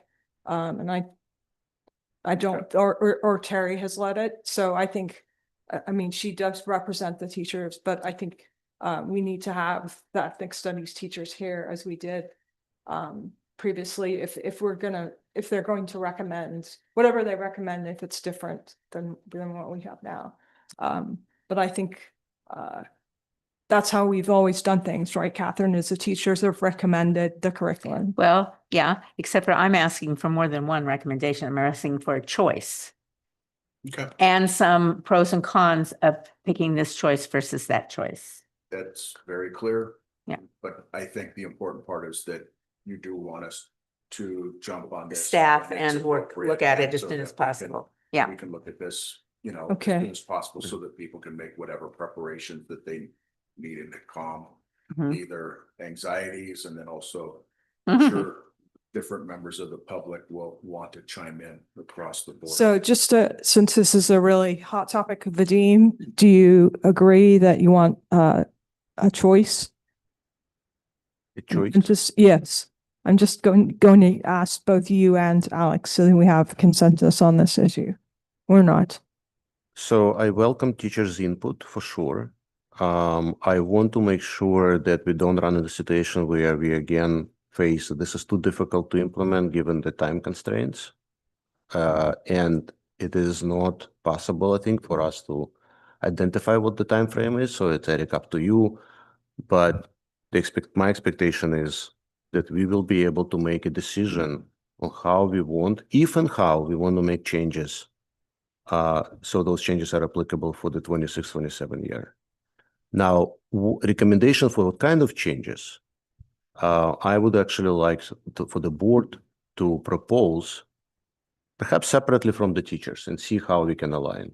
I do think there is a responsibility of the board to represent the community in what the curriculum looks like, not for a specific class, but for overall as a graduation requirements. What we offer in freshman year, what we offer in consequent years.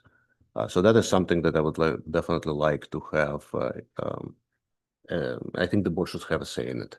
But happy to have teachers provide input on what they think would be the best given the circumstances. And also, especially given the survey results, etc. Okay, and Alex? Yeah, I agree with both of them. Okay, so you three are all in agreement, do you Well, feel? I would say it exactly that way, but I would like to have choices of what the staff recommends.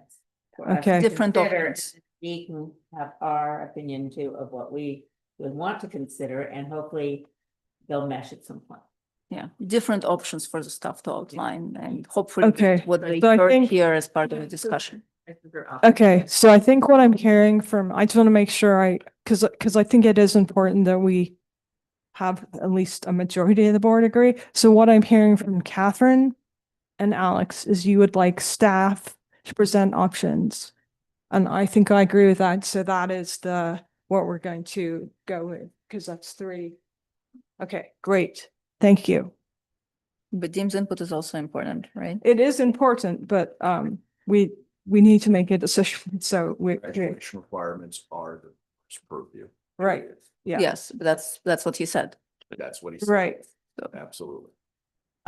Yes. Okay. So do we have any, we discussed that.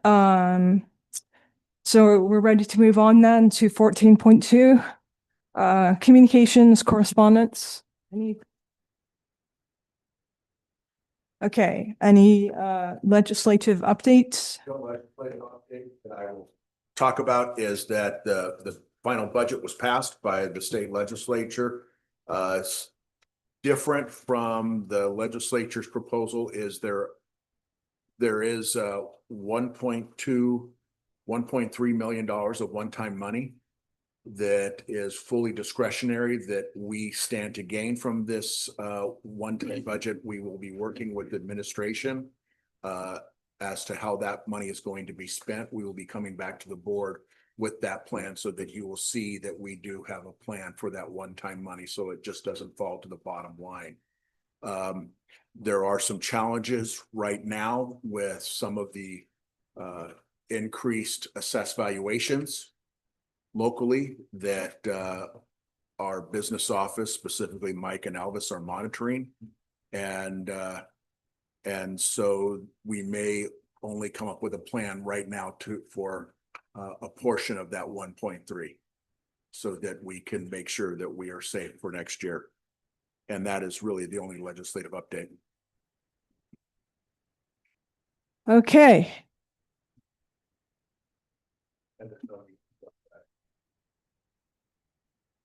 All right. 2 weeks. Okay, so our next meeting is in 2 weeks on August 18th at 7 p.m. right here. Okay. I move we adjourn. Okay, do I have a second?